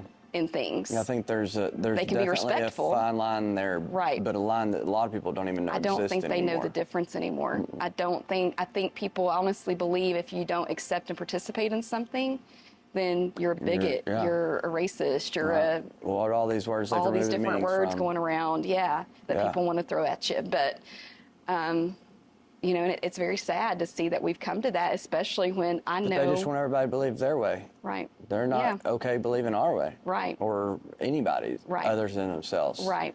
It's wild how I go back to emotionally weak society has become. Right. And they just lack even the ability to see anything from a different perspective. Right. And even the idea that life could be any different. Right. Or, they're Right. just not even open. It's unless the information is given from this, not believing it. Right. And if it's this, that, and the other, I am emotionally triggered. Right. And flying off the handle. Yes. Yes. And it's absolutely crazy to me Yes. how easily people have done such. Right. Right. It's just like they don't even control their own lives anymore. Their own minds, their own nothing. They're just robots. No. Nope. So our daughter, I mean, she recognized a lot of this. And for her, it was, little kids shouldn't be reading some of this stuff. Little kids shouldn't be seeing this. And so it put her more like an advocate. It did. Mindset. And her idea was, no, a 5-year-old shouldn't have access to a book about sex. Right. Yeah. I'm 16, they're 5. Mm-hmm. We shouldn't have access to the same material. Right. And so that was what she spoke out about, was this app. And she felt like, if it couldn't be filtered, if parents couldn't set up parental controls, just like at your own home. If, a lot of parents have it set up on their televisions that their kids cannot access things that are rated certain things that have certain material in it. And to me, it's no different with what they're reading. Yeah. It's, Yeah, but they can do that, and they don't have to let everybody else know, or they don't have to Right. have a controversial conversation about right. it. They can keep it Yeah. private. And I think that the Yeah. whole gentle parenting movement and just lack of confidence and emotional weaknesses created people who were just, it's too overwhelming Right. for them to think about doing something. And they think that it's going to be controversial if they say that they don't agree with you or Right. align with you or something. Right. And that to them is just, it's easier to go along and comply with what I don't agree with For than the to face sake the of fear peace. of whatever it may be. Right. And to a point, they're going to continue getting manipulated to where it's going to be a life and death situation, and they're not prepared. Right. Exactly. And I don't know how to get these people to understand that. Yeah. Yep. And I don't know I don't even know if there is. It might just be the way that the cookie crumbles, and Right. You're on one nature side. take its toll, Yeah. and it is what Yeah. it is. But Yeah.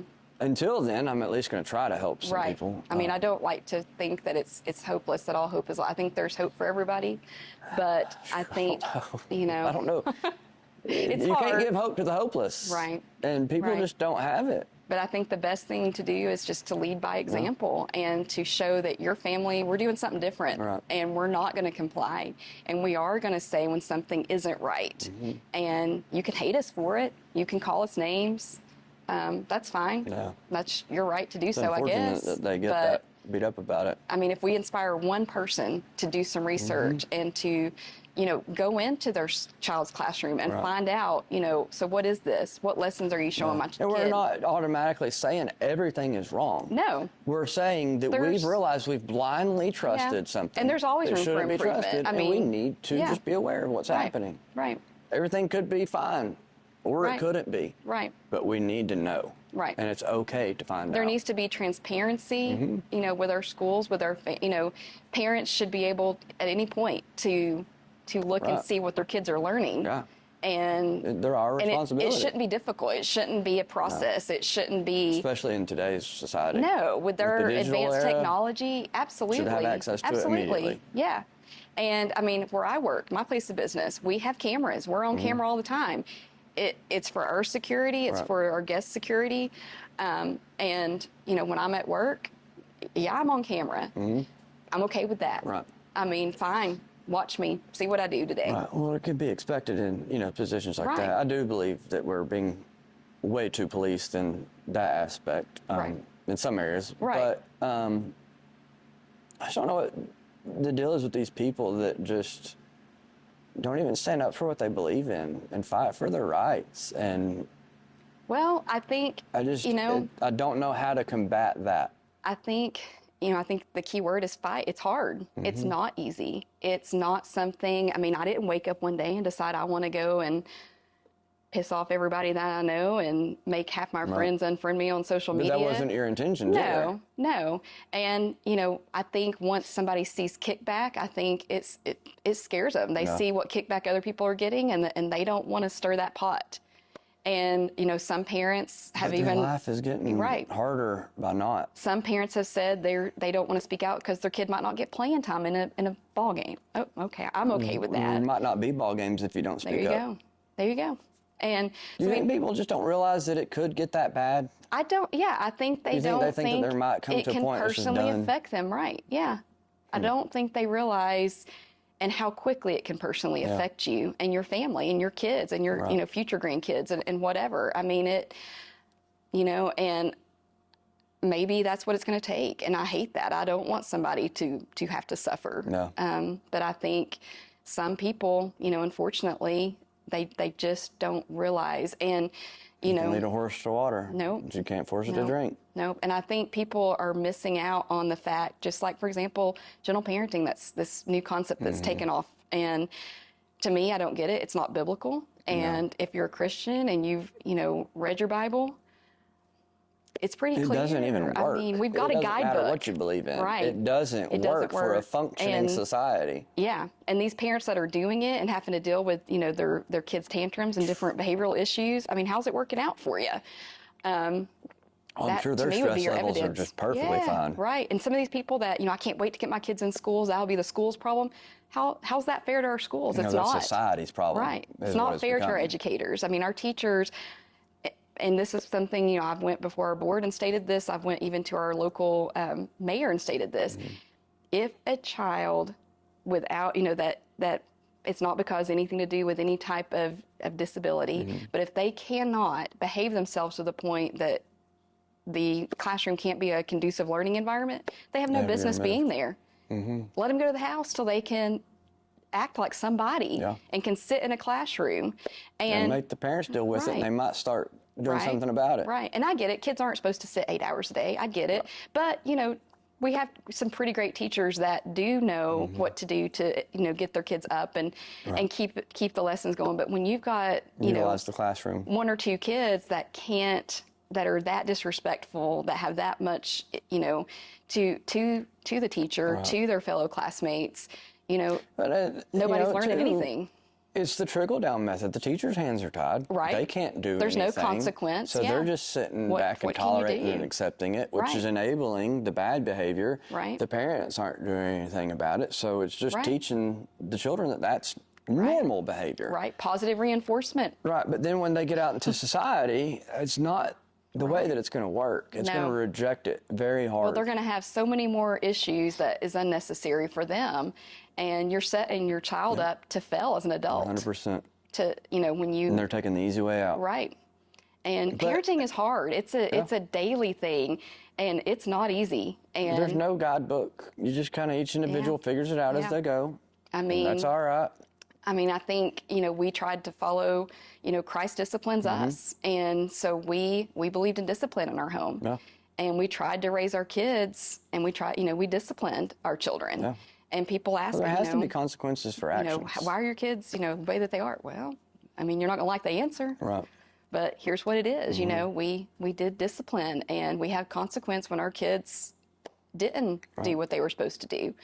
And, I hope that we've raised kids that, and so far, I feel like looking at who our kids are today, I feel like our hard work has paid off so far. And, yeah, you'll have a return on investment for sure. Don't get me wrong, they're not perfect. Right. And that's okay. And they're not, I don't expect them to be perfect, but for the most part, they've not gotten into what a lot of their peers have fallen into. Yeah. And, how's that for them, being kind of... It's hard. It's about like us being conservatives. They are the small minority.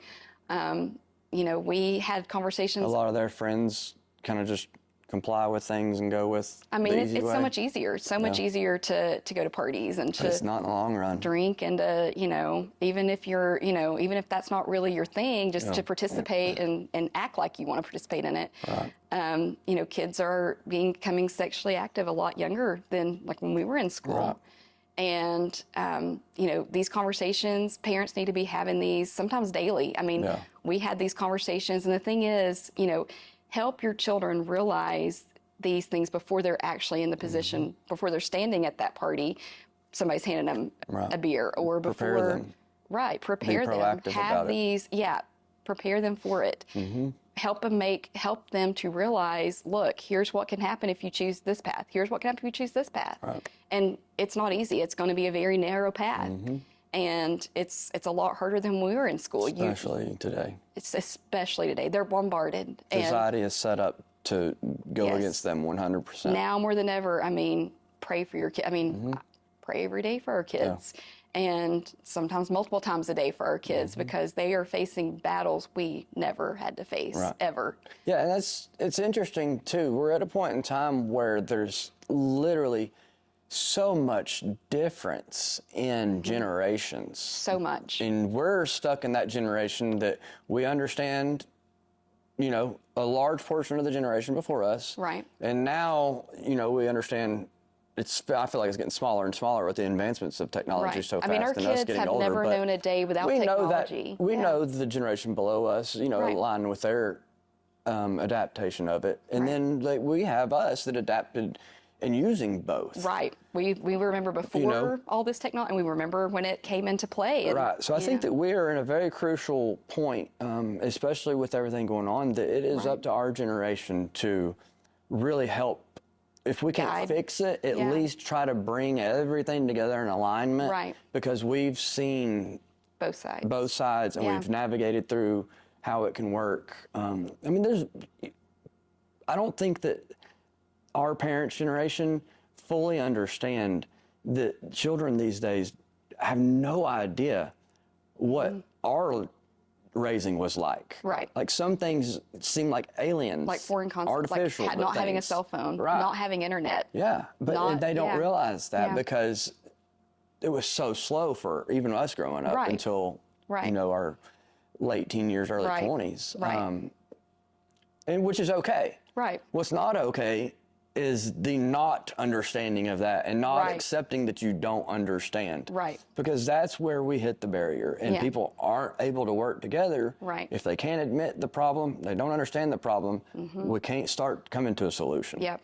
And we have to be able to evolve with everything that's changing. I mean, with, you know, all this stuff that our kids are on, all these apps, all these things that kids are into. Dangerous. You know, if you don't know, start learning. Yeah. Start trying to figure it out because, We've seen, we used to let the little one have a tablet. Right. I have so much, I'll stop myself from saying things. Yes. And they'd watch YouTube and stuff, and we would find age-appropriate things or whatnot. Right. But then the ads that pop up. The ads, and then what the suggested videos were and stuff were things that were nothing what was even related to what we approved them to watch, much less was okay for him to watch that at that fell age. under that rating and the parental controls. And we removed the tablet for behavioral things and stuff, and that was like the final straw on it for good, and behaviorally is leaps and bounds so much better. Right. But people are using those things to babysit their kids and to occupy them and stuff, and they don't even understand what they're seeing. Right. What are and then when you kids try to tell them exposed that, to? they're like, no, that's crazy. Yeah. They wouldn't allow that. My 6-year-old isn't seeing naked people on YouTube. They don't allow that on YouTube. Oh, buddy. My Instagram feed shows it to me, and I don't subscribe to any of it. Instagram Reels, But it's crazy to me how just unwilling these people are to, regardless if they decide to do something about it or not. It's not just social media. They need to be media. able to see what's right in front of them. This online gaming, you know, kids are bullying each other through online gaming apps. And I don't know if parents realize, you know, some of the stuff that can be said, even, you know, you think you're doing the right thing because you're keeping your kid off Facebook and Instagram and Snapchat. Great. But if they have any type of digital contact, even with kids from school, kids from your church, you better be knowing what's in some of these messages. And not paying everybody's attention. morals align with each other anymore. And kids get real brave, you know, typing something than how they say something. Yeah. And so do adults. True. Adults too. That's very true. Yes. But, you know, and for kids, they can't see, you know, and this is how we were as kids. You can't see 5 years down the road. Right. You know, what's happening that day. It seems like the end of the world. It feels like the end of the world. It really does. And one bad day, it can feel like I have nothing to live for. I have nothing, you know. And unfortunately, but then you have sleep, to. And tomorrow's another day. Right. You have to help your kids have a future focus. And that's one thing we've talked to our kids for years. How does your decisions today, how's that going to affect your future? Right. How's that going to help you get a scholarship? How's that going to help you in the job you're wanting to do and career you're wanting to have? And, you know, you have to help your kids realize, number one, you're not invincible. No. You know, you've got to, you know, you can't drive 100 miles an hour going down this road just because you feel like you can and you're, you know, want to have some fun. And there's consequences. And, you know, I think it's just as adults guiding kids. That's, you know, your job as an adult. Yeah. And like I said, it is a job and it's a daily thing. It's not, you can't slack off. No. And the minute you do, the evil of the world and society is working. if you're not having the conversation, 24/7, somebody's having these 365. conversations with your kid. Yep. And you if might you're not wanna- in their ear, something is. Right. You might want to be that voice of reason. Yeah. And I think that too, a lot of people don't realize that amount of access. Right. You They know, don't. I mean, Like I said, we have some, and I've stopped using technology and stuff less than I did before, but I sometimes forget how much they hear and Right. see, and how resilient their minds are, and how They much are. they can pick up. They and absorb so much. whatnot. Yeah. And I mean, we can't shelter them from society No. because No. the ones that, the And you ones that want to we're have trying to these help need to be out and conversations. Right. figuring it out. But Right. society's got to change. Right. All of it. Right. I don't care necessarily how it's done, but it needs to be. Yeah. I don't think that people fully realize how much power and control we have. Right. Everybody, no one can say that majority of the population doesn't hate where we are in society right now. Right. Right. That's a fact. Yes. We know it. Right. Tomorrow could be a completely different life. Yes. For all of us. Yeah. Well, If look we how just quickly those decided for it to lockdowns be. came into play. I know. I mean, it was from one day to the next. All And- we have to do yeah. is decide we're done with this shit. Mm-hmm. We're not going to let them control our lives anymore. Right. We are going to go back to what this country was founded on. Yeah. We start working together unanimously. Doesn't matter what everybody's differences are. Yeah. We just need to take the control away from them and give Right. it back to ourselves. Yep. To then be who you want to be. Yep. And then if we have social differences, work them out amongst ourselves through there. Yeah. But the system that we have in place is not working. It's not working. And you would think people would see that it's not and feel that it's not and realize, I don't want to keep living like Right. this. I mean, for our family, it's love Christ, love your spouse, cherish your marriage, make that a priority, and then be a good parent Right. and, get married, have kids, go against what society right now is telling you Right. is the norm and focus on your family. And, that's where it starts. It starts in your home. Right. And then from there, you can take it out to your community and it can gain traction, have a ripple effect. And you just never know. Do you think you have ultimately had more of a positive effect in return than a negative? I hope so. Yeah. I really do. I hope so. I mean, I didn't set out to attack and be, someone that just attacks, Right. what people are doing. Well, and- if that wasn't your intention, then you weren't. If that's how they It- perceived it, that but was on them. It was to speak truth. It did challenge. I hope I challenged people, and I hope and I did say this is wrong. Right. And I think one thing we've done, we've taken issues that aren't political, or that we've tried to make moral issues political. And I think for me, there's a very big divide there. I mean, the two don't mesh. right. Those two do not mesh for me. It's not about politics. It's about I'm at the point we don't even need political thought. right and wrong. That's on the back burner. We Right. got a lot more to fix before we can start worrying but about that. I hope so. I know of people that have went and got subbing jobs strictly because they do want to be more involved and because they've seen some social media posts and they want to be there and see what's going on. Right. And I'm glad. Just get a little bit more involved. Yeah, I'm happy. I mean, great. Get inside. Find out, everybody should be being involved and proactive in what's going on with their children and what's going on in their county and their state, their country. Right. And it is hard. Like I said, it's hard when you're busy and you're parenting young children. I get it. Like time, it's hard. It's hard to find the time to read the articles, to gather the information. But when something feels off, pay attention to that feeling. Yeah. Pay attention to the double standards. Is this really the world you want to set your kids out to right now? Maybe you've got a 3-year-old and you haven't thought about 15 years down the road when they go off to college. But what's our country going to look like when that baby goes off to college? And is it where would you be okay with putting your child out into the world? Do you think that people can really think that way anymore and with an open mind think that there's a possibility it would get that way? If they don't already think that, if they don't Right. already understand it now, They don't understand. do you think that they can, if they don't have the ability, do you think that they can learn the ability or somehow figure it out to even imagine that that's a possibility? Or do you think that there is seriously something, disorder or illness or lack of who knows what it could possibly be, that is critically stopping people from being able to function completely? I think there is definitely a hold on people. I think when you've got people from all over repeating the same things, using the same insults, there's a hold there. Yeah. There's some type of, and I don't know how to break those chains. I don't know. I mean, I'm not a psychiatrist. I don't know how you break that hold on people's minds and control over it's basically control over, it's taking control of their entire lives, body, mind, and spirit.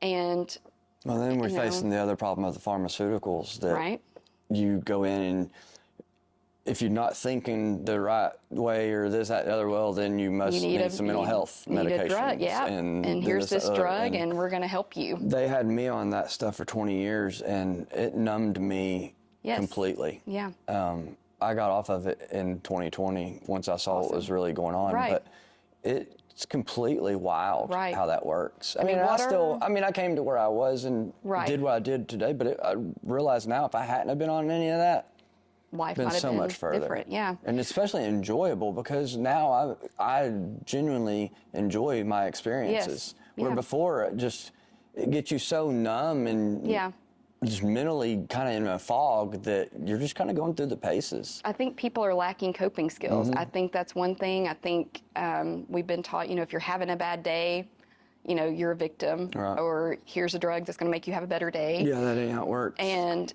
sometimes you're just going to have a crappy day, and I think that they remove the guidance and the promoting of people's abilities to really do more than they think they can. I mean, I know for a fact that we can do more than we have ever been taught. Absolutely. For a fact. People have forgotten to realize how amazing we are. Right. I mean, you can cut me today, and within a week, I will be healed, and I won't have to do a thing. Yes. Yep. And I didn't do anything to have that kind of superpower. Right. My body heals itself, and regardless of what people think and how we got here or whatnot, they can't deny that. Right. It's completely wild to me how people have just given up and lost that ability to think that they can control themselves and can do more than what they're told. Right. Yes. We are amazing creatures, and we have been given the opportunity to do things, and people are just wasting away. Right.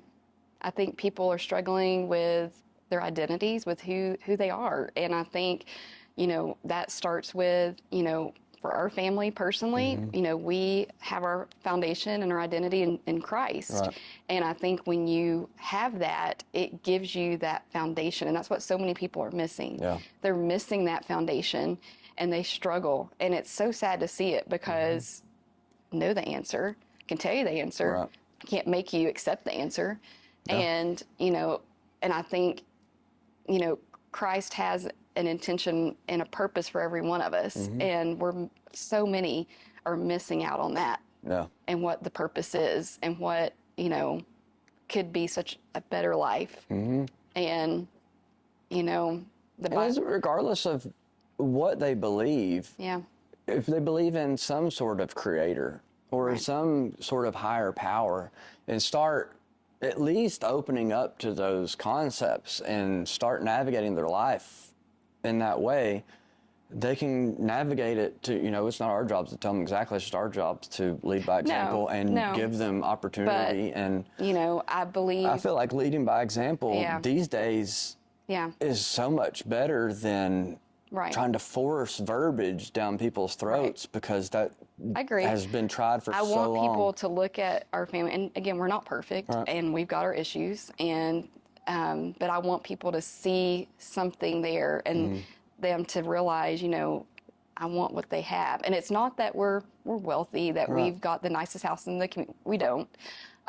But that, you know, you can make a marriage last. You can be a parent and have kids that grow up and become something, and you can help navigate those teen years and help them avoid some of these pitfalls. Right. And, you know, people, I think, struggle with oppression. I think they struggle with, there's so much. And as a society, I think, you know, it's hard to watch people struggle and to know, you know, man, you know, if they only could just, they're missing that just one little, you know, thing, and they could have, you know, not a perfect life. We're not guaranteed a perfect life. They start in a better direction. But I mean, I think, again, we have our identity. You know, we raised our children with knowing, you know, the Bible's very specific on gender roles. Yeah. And so there's no confusion about what this means, what that means. And we have these conversations. And, you know, so many are just, I guess, lost is the word. And I think that's why it's so easy to gravitate and grasp on to whatever the media is telling you, what social media is telling you. And, you know, I think it creates fear, confusion, all the above. I mean, it, unfortunately, you know, and I don't. I think it's harder for people that have experienced that and then overcome it and are on the other side. You have people that have never really experienced hard times or adversities or anything. True. And then you have people that have, that's all they know. Right. And then you have a very wonderful amount of people in the middle there that have experienced that and then have overcome it. Yeah.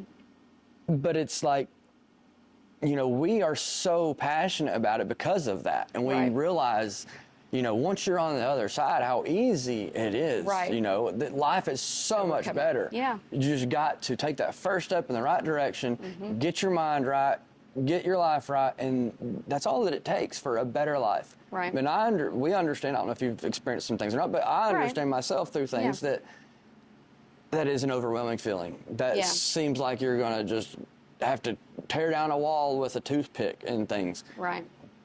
But we got to figure out how to make people like that just trust. Because if I could trust somebody when they were trying to tell me what I'm trying to tell people now, my life would have been different 10 years ago. Yeah. And I'm trying to figure out how to fast track that for people. But they're so unwilling to even understand, you know, because it's like, you don't understand what this feels like. You don't know what I feel like. You don't know what I'm going through. Right. It's like, we do, but we don't know how to communicate that to you. Right. You know, and then, of course, these people on that other side, they don't. Right. They haven't had to experience it. I don't think that they're lucky for that at all, because they're missing out on important parts of life to overcome things. But how do you think that we can communicate to people in a way to get them to? I think by just being vocal, sharing your experience of, you know, you were on medication for 20 years, you got off of it. Here's what's better about that. I can tell you from personal experience. Here's what the medication did to me.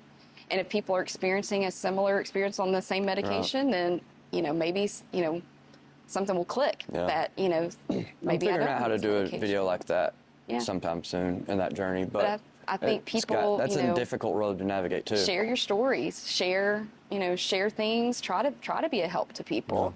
But still, at that point, because many have shared before me. Right. And many have, you know, with bigger platforms doing it now and things, but still people just aren't taking the step, and they don't believe that either they can do it or that the message that they're being taught is the truth or can apply to them. Because I go to masterminds and business things, and I mean, hundreds of thousands of people all in the same room, getting hyped and amped up. Right.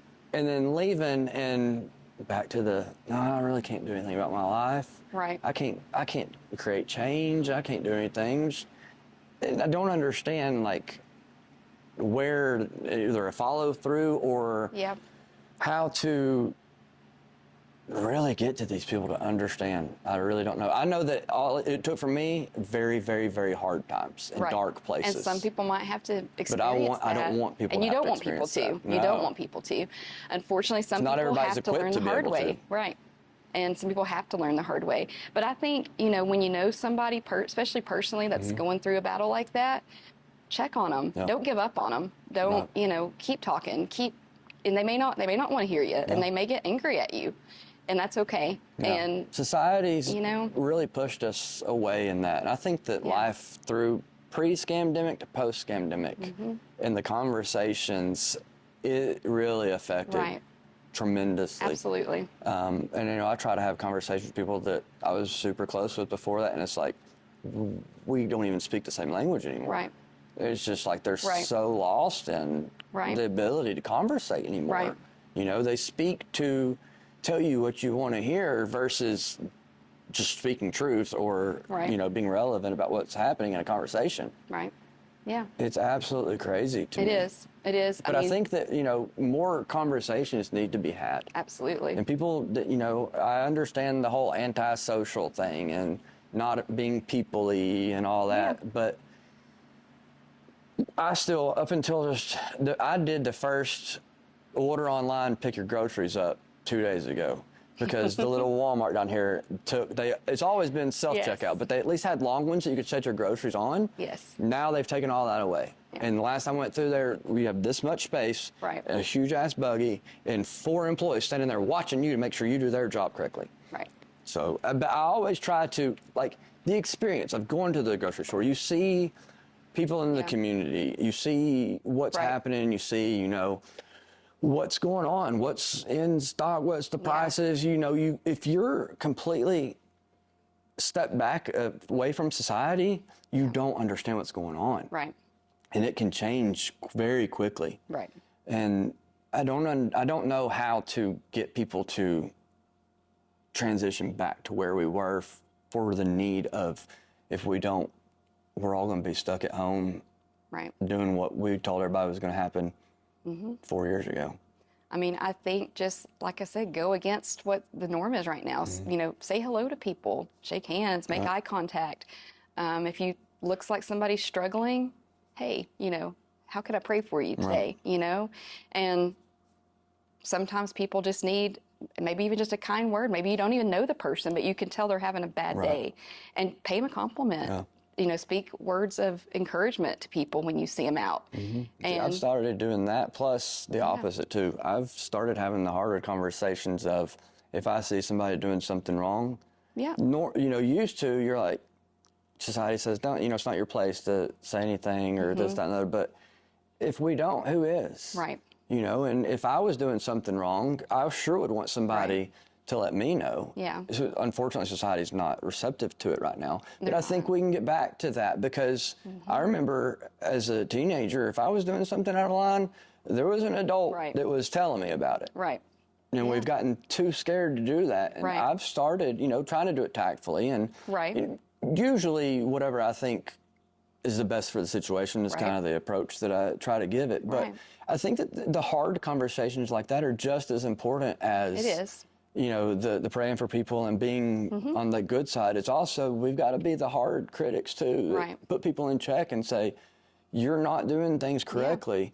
And that's okay, as long as, you know, you figure out how to do them correctly. You keep making the same mistake, that's when problems happen. But I think that society really needs a little bit more of that, but in a tasteful manner and tactfully, not in the throw up verbiage that happens these days. Cussing, threatening. The phobes and the letters and all the things that have lost value. And that's people that aren't even speaking from experience or understanding. You know, people need to have discernment and understand that. But, and that's where leaders need to step up and be leaders and say, this is uncomfortable. But I have an ability or a skill, a calling, whatever it may be, because their life's not getting any easier if it doesn't happen. You know, and I hope that people have seen that over the past 4 years to really get a grip on things. Yes. Well, I think we need to get back to the art of, you know, being able to disagree. I mean, used to we could disagree and still, you know, get along just fine and maybe not agree on every single thing. And I think people have lost that ability. They've lost the ability to... People are afraid to say things on social media because they're afraid someone else is going to see it and then not want to be their friend anymore. You're an adult. I mean, you're not a 12-year-old trying to sit at the popular lunch table. Like, you're an adult. I mean, come on. It's weird. And not that I set out to offend people, but, I mean, speak truth. Speak, you know. I'm very intentional. And with everything that I do and say. And if I have ill intent, you will know it. I will make it known. Right. So until then, the way I speak, so it might not be the way people are used to, but it's not of ill intent.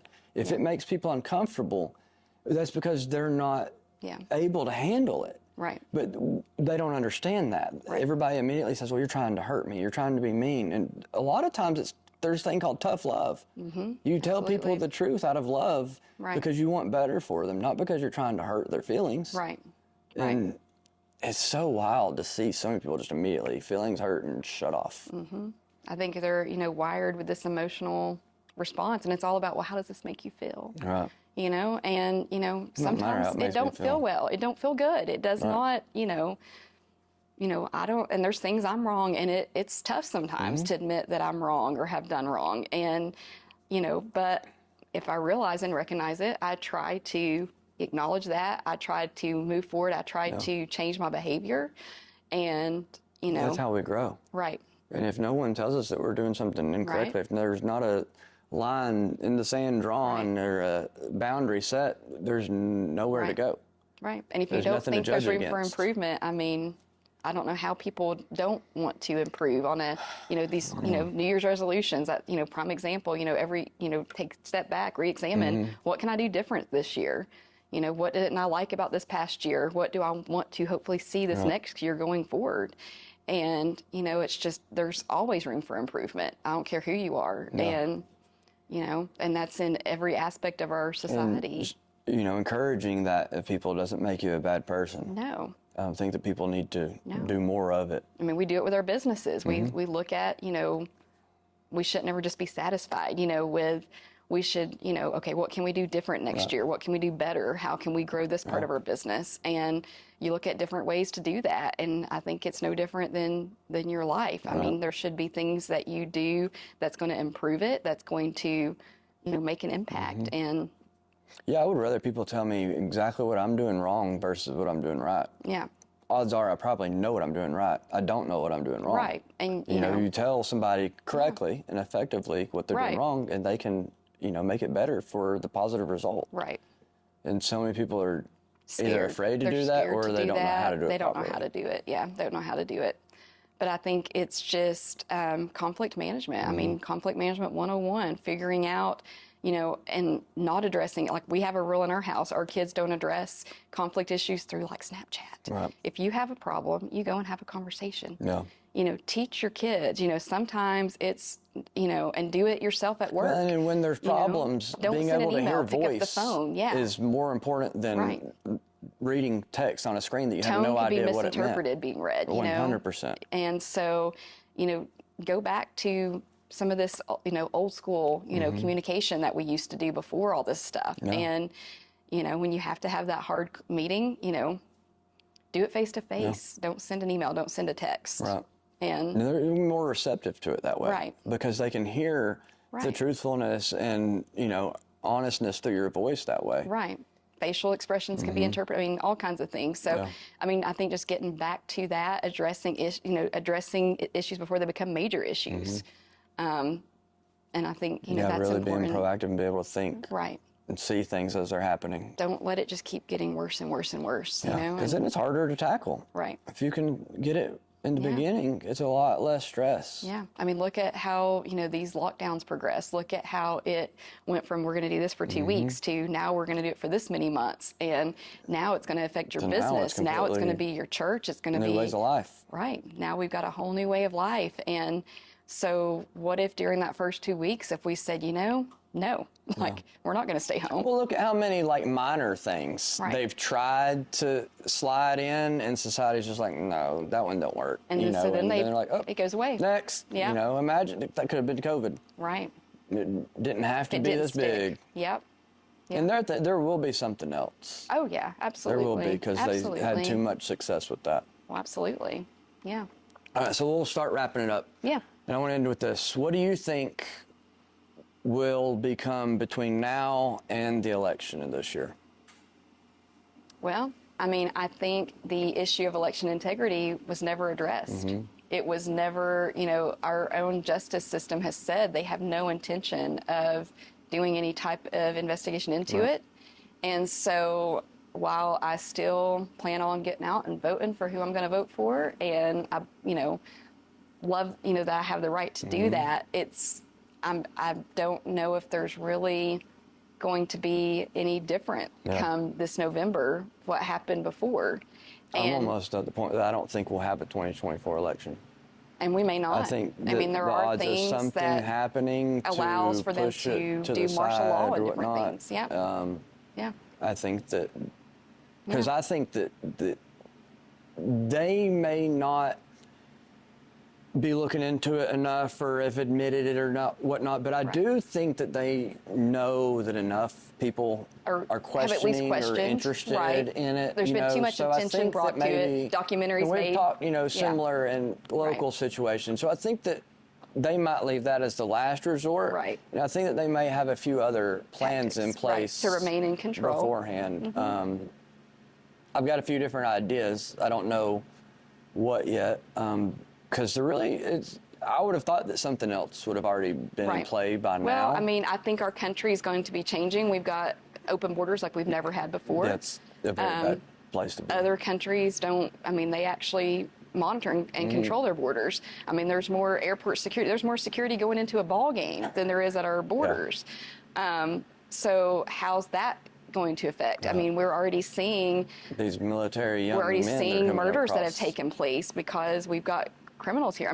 How is that going to affect our votes going forward? And is it going to turn the tide of the vote? See, I don't know if they're pushing them in to be voters, or if they're coming in to become the military that and police the people. Yeah, will take over. The citizens that didn't do anything last time. I think some of their desires to remain in control, I wouldn't put anything. I think they're capable of anything at this point. Nothing would surprise me. Shut off technology, this shut off summer power they started grid. talking about aliens are real, and it went on record. And at this point, I'm not even surprised. Okay. Right. But I think definitely, and I think they will, do things. I think, like you said, it was too easy to control people. They've realized people can be controlled. I thought that COVID was a test, to be honest with you. Yeah. I really thought in the beginning it was just a test to see how much compliance they would get. I didn't think it would last as long as it did. No, absolutely not.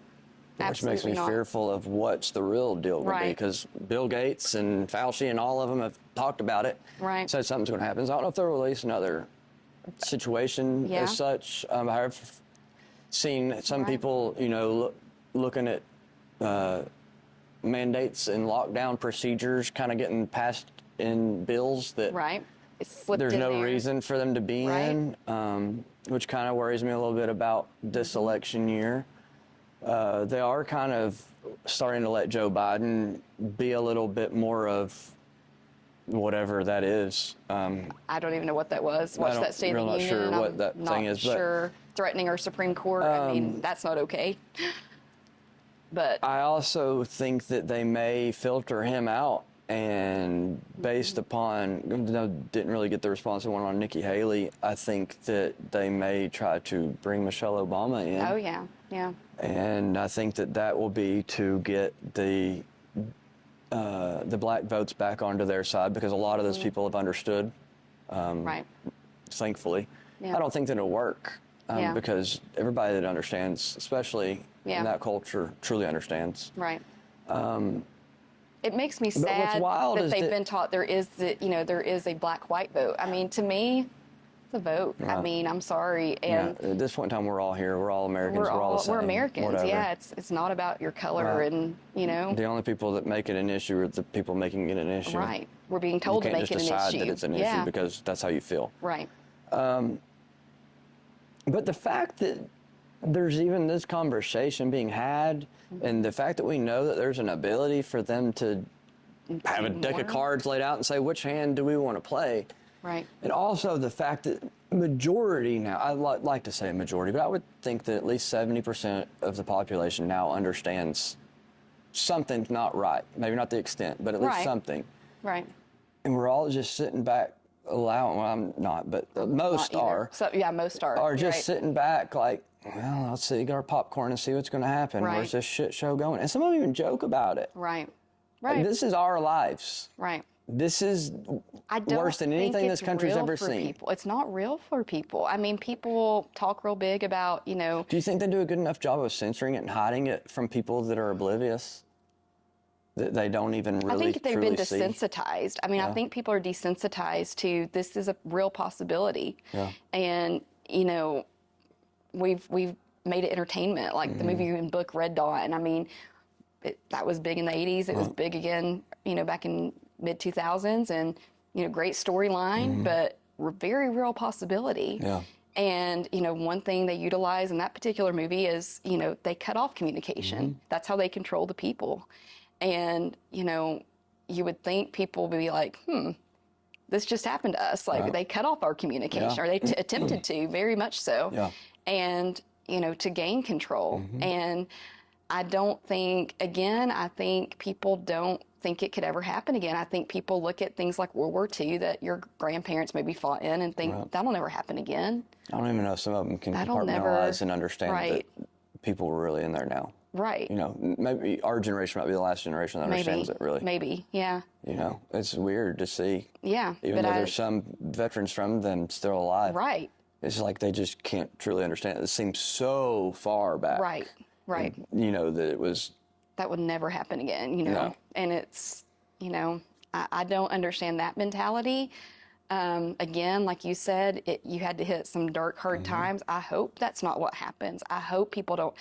But, you know, I think if people are paying attention, like you and I, you know, you're making plans. And like you've said before, nobody's coming to save you. Nobody's coming to save you and your family. When it hits the fan, you're on your own.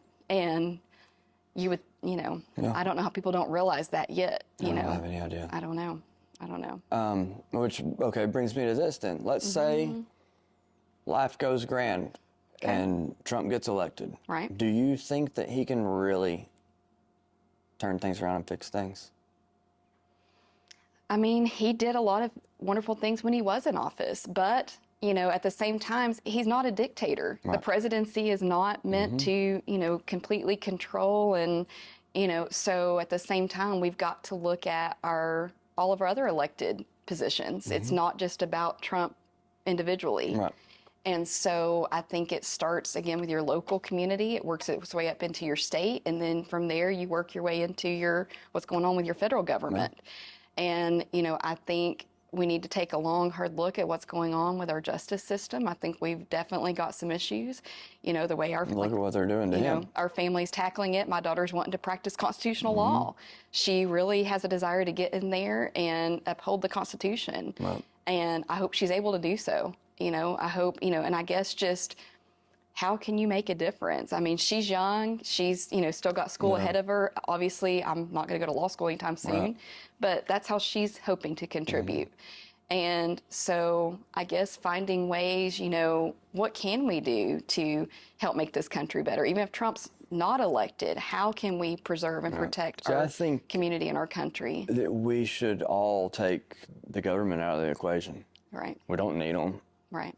Not for this. I mean, it's out of control. Within a lot of people's lifetimes now, half of the things that exist now didn't exist less than 100 years ago. Right. And the country survived just fine. Right. We know a lot more now than they know. So information was suppressed tremendously then. Right.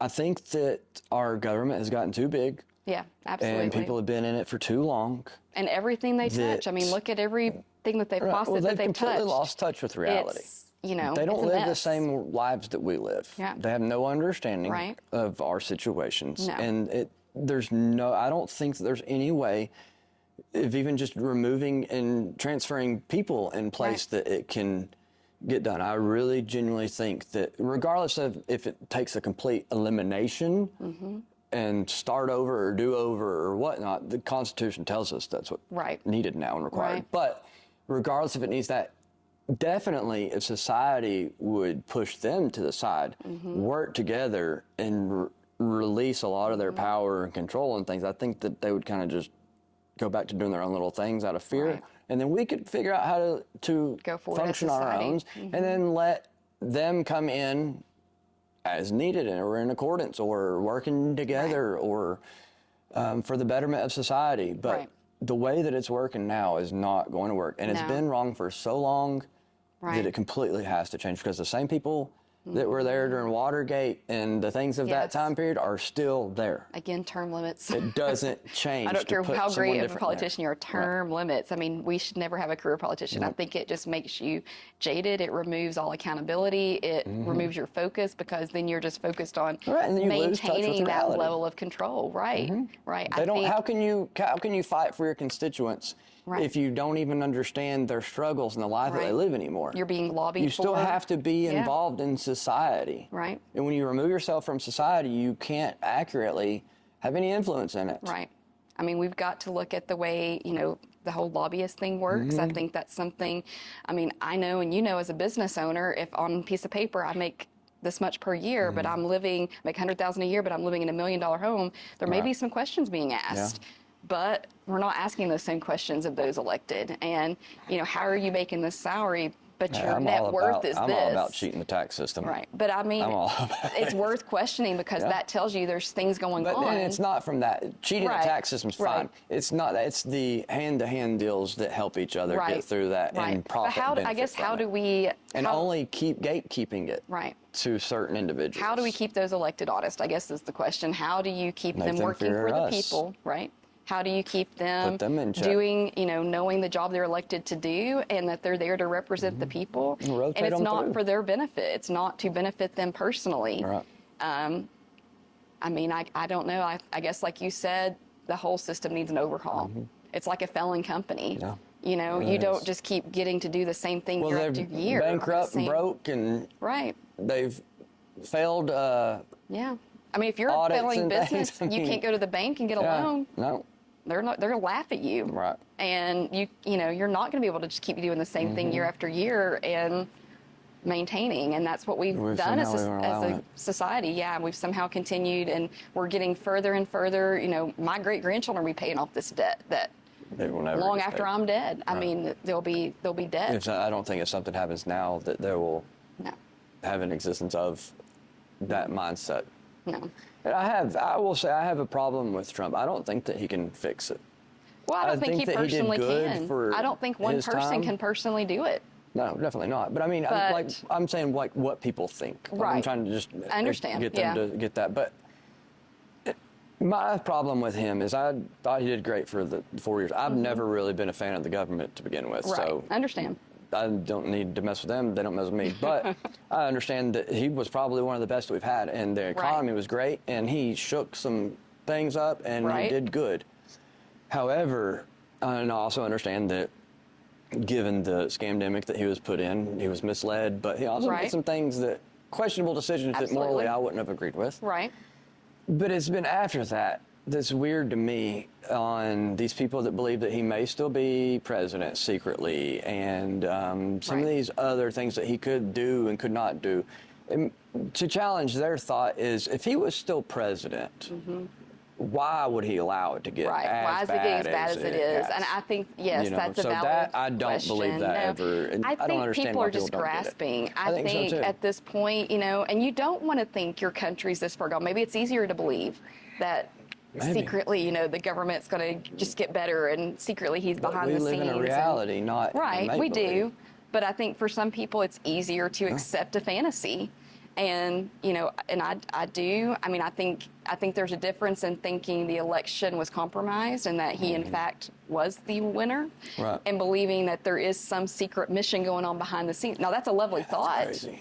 I mean, I would, that would, okay, great. That would have been But- okay maybe for the first 6 months. Right, but I mean, allowing again, this current yeah. state to be happening. And even though he's still, it's kind of like he's just riding it out. And I don't understand why, Well- anybody would let it get this Right, far. exactly. And I think This bad. people need to be paying attention to how he's being politically persecuted. They need to be asking some questions.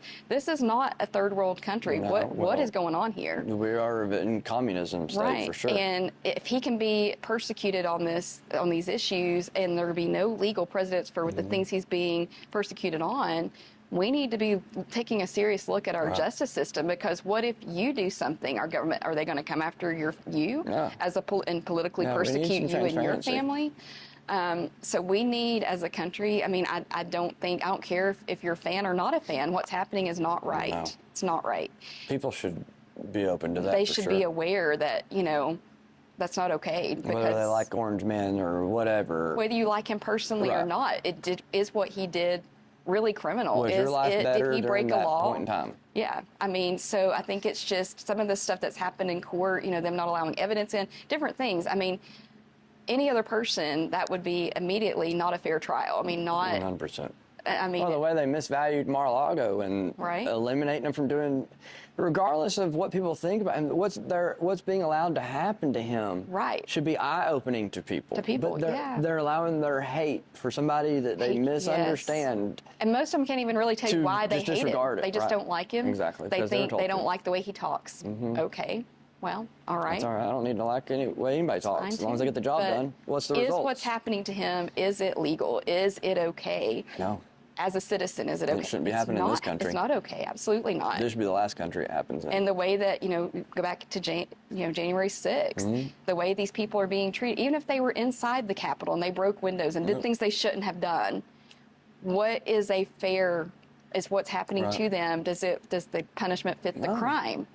I mean, If it was an insurrection, why haven't they declared it as that? right. I think they've tried. They just talk about it, but They talk they haven't about it. classified it as one Right. because it wasn't. Right. No. As someone who was there, I didn't Right. see it. Yeah. I mean, I didn't see it. I distinctly remember watching September 11th unfold. And You think that was legit? honestly, at this point, as much as I've questioned, I have questions about that now too. I don't think it was legit. I mean, there's things I used to But think. that's because Right. even back then, Now, just the legit, building, the people construction died. side of my brain. Oh, for sure. Innocent people died that day. Yeah, And 100%. that, and Our so, country's killing innocent people every day. seeing that happen versus being right there in DC and being right at the Capitol building and seeing, there's no comparison. And I think it's a discredit and a disrespect to every single person that was involved or personally affected that day by September 11th. I think that it's a disgrace to 100%. compare the two Yep. in any way. Yeah, And it's a dishonor very- to their memory. It's a disgrace to their families. And if that was my family, I can't even imagine how that would make me feel. But Yeah, so it's wild for sure. yeah, it's a I don't know wild what's ride. going to happen. I think that No. honestly, there's been times that I've kind of wished for things just to get as bad as they're going to get, so that the ones that are going to survive go ahead and survive, and the ones that aren't, yeah. we can get it over with and start rebuilding. Right. Because it's kind of like the shit show, and the pain and agony is just getting drug out. We're dying a slow, painful death. We're all on the runaway train It's that we just don't want to be on. wild, and Yep. Absolutely. because I'm prepared and ready for whatever Right. can happen. Well, if you're paying I'm attention, actually, You should be. right, I'm more ready for that than Right. living life as it is now. Yep.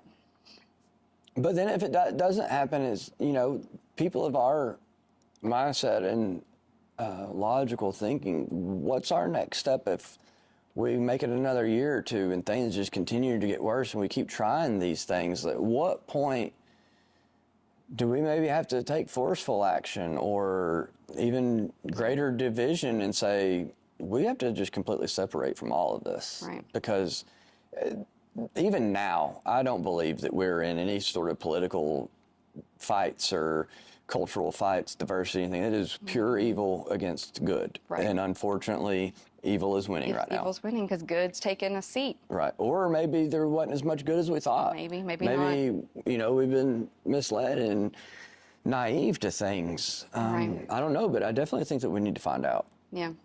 And Yeah. more people need to be at least aware and open Yep. and not afraid. Yep. Absolutely. I hope people can find their courage. Like you said, I hope people see, the small, me wanting to do that letter. I mean, I felt very insignificant. I wasn't sure how I could help people. Right. It wasn't personally, my company wasn't requiring a vaccine. Yeah. But I knew it was wrong, and I wanted to do something to Right. try to help people. And you knew you could. And I hoped I could. I mean, I hoped that, I could make, even if it was just for one or two people here in town, that they wouldn't lose their jobs. And So I think, I guess finding out at the end of the day, what can you do? At the end of the day, are you satisfied with your contribution? Are you, do you really, have you contributed to this life, to this world, to this country? And I hope that at the end of my life, whenever that might be, I know that I made a small bit of difference and for the good. And I'm not perfect. I've made a lot of mistakes myself, but if we didn't make mistakes, we wouldn't get any better. Yeah, I've tried to do something, and that my kids remember that I spoke up and that I wasn't afraid, and that, I made people, they didn't like me because I was vocal about things, but I did it on their behalf. And I hope when they're faced with because things will progress and they're going to be put in those same situations. And I hope that they will be courageous and take a stand. Maybe when it really gets life or death, fight or flight, bad enough, maybe in the back of their mind, they'll think that person did something. And by golly, I'm out of options now. Is it worth at least try it? Right. Yeah. I don't know. Maybe. I don't know. I mean, I think I don't know. I don't know what the solution is. But we're also, you can look at it from a complete different lens and look at what can't we do? Right. Options are endless now. Right. We have experienced breaking chains and realizing what is and understanding that we could be completely different and living our purposes. And if people just would break free and say, this is not the life that the Lord intended for us to have, that our founding fathers intended for us to have, and our moral compasses should have us to have. I think, you have to want something different for your life, whether that be breaking generational curses, whether that be, just changing from how you were 5 years ago or, yesterday. And it has to start somewhere. Yeah. And I think, just deciding what's the life that you want, what's the life you want for your kids, your grandkids. And some people need to take a step before that and understand that they have that ability to make that decision. Right. I think so many people just don't have the confidence in realizing that they can make that decision. People are so, I think, discouraged, beat down, living in fear. I think still a lot of people have a lot of fear. And I guess it's just getting past confidence. Right. Getting past that and realizing you have options, and you have your one and only life. Yeah. What are you going to do with that? And, our days are numbered, and, well, regardless of if they want to leave an impact on the world or not, they should at least enjoy it. And it's not about becoming world famous. Right. It's about, doing some good while you're here. Right. I think that everybody has a different purpose, and that's okay. Just live your purpose. Right. And if you help one person, you've helped one person. Great. Who are they helping Wonderful. Because of that? Yeah. How does that trickle down? How does that affect somebody else's life? Yep. And, we all have the ability to do something. Right. Something. We don't have to be. Now more than ever is the time to do it. You don't have to be the next Donald Trump and be, a millionaire to make a difference. Right. You don't. And not in today's society. I think he used his skills that he had. I mean, I think he went and made some wonderful trade deals. I think he did things. He used his knowledge to contribute and make a difference. Not perfect. First and foremost, the business side of it. Right. Which was the best. Absolutely. That's what we needed. Him coming in and doing some of the things that he needed. And, like him or not, you have to agree he did some good. Life was a little bit better while he was there. And up until the SCAMdemic. What good can you contribute? Yeah. What can you do? And, I hope at the end of it, I've inspired at least, a few people to find their voice. Oh, for sure. To, get involved, pay attention to what's going on, and, maybe don't do what society's telling you to do as far as parenting or your marriage. Do something, do it different. It's okay to be Walk different. that narrow path. It's not easy, and it's hard, but the rewards at the end of it are so. It's very empowering. So worth it. Like, up until maybe last year, I didn't feel like I do now, but knowing that I have never put a mask on my face, I never believed in any of that nonsense, would obviously not get the vaccine, never complied to a single thing, and never even had COVID. Yeah. that almost at this point in the game almost makes you think that you have a superpower. I've had it a couple times, so I yeah, but yeah, it's just, I want people to be able to see, look, this is not the way that it is. Right. Yep. I'm not special. I didn't do anything different. I just believed in myself and did what I thought was right. Just a rare minority that didn't fall for it. And I mean, I hate to say it that way, but I mean, that's what it was. I mean, it was just, you bought into what you were being told, and compliance to a point. And we've taught our kids to be compliant to a point. Yeah. To a point. Right. But at some point, when does that compliance, go against what's right and what's wrong, and what's healthy and what's not? There needs to be a balance of that edgy riskiness there in life, and test boundaries. It's okay to test them. Right.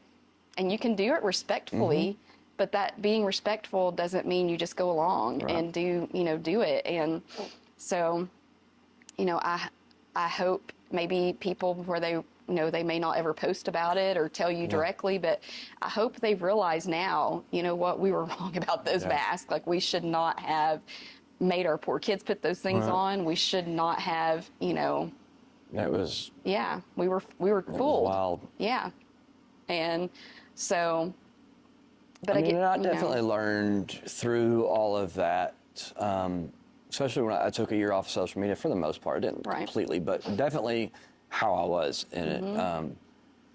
To really, I just understood that I wasn't communicating to people effectively. I don't know why or how and whatnot, and I wasn't confident to do the video format yet, but so I had to really understand what's going on with society and culture and people to figure out how to communicate with them. And the biggest understanding is that the voice and sound and being able to hear tone and see expression is so important. Yes. Because you and I could type the same thing on our phones. And two people could read it completely different ways. Completely way. Yeah, exactly. Yeah. And that can be good, but that can be very dangerous. Right. It can. We've lost the art of communication. And, as a society, we're paying for that. We're seeing it. We're seeing it in our families. We're seeing it, with lost friendships. We're seeing it, just, the way it is now. People, how many people did lose friends and family over differences of political stances or just beliefs. If you thought that something was true or not true. Right. So weird. And that's sad to me. That's divided. It's further divided people, and I think it was by design, definitely. 100% by design. Yeah. I think that everything has been. By design. Probably from the early 20s. Yeah. That's where I really think that it's gone to. I think we took, a lesson out of the Communist Handbook on some of this stuff, and when you look at it, they went point by point. All of our engineers and developers and things came straight from Germany. Yep. Just they so definitely, far in my research, they're not done. I've made it to there. They've had a plan, they've orchestrated that plan, and here we are. And but now what can we do about it? How do you undo years and years of? Well, we can look at it two ways. We can say, it sucks. This is what's happened. There's no hope for us. We can't do anything. Life is as it is. Or we can say, well, this is an awesome opportunity. We finally realized how bad things were and what was really going on. We've been manipulated, so let's go see what we can do. Let's go see how well we can live without all of this. Let's break free from the chains and enjoy life. I think it starts, like I said, within your own home, and then from there it goes out into your local community, and then it hopefully gains traction from there. And people start seeing, people from other states, like I said, were coming here because their own states had they were locked down, and they were coming here just to be able, to get their hair done and just basic things. Yeah, during that time, I would notice people, and it's like a sigh of relief that they were out. They were out from that, being, it's so sad that you actually think they have the authority to do that to you. They don't. But I think just, as during that time, we kept our business open. Just doing things that don't conform. And just show what you stand for. And showing people things can be different. You don't have to keep living this way. No, you really don't.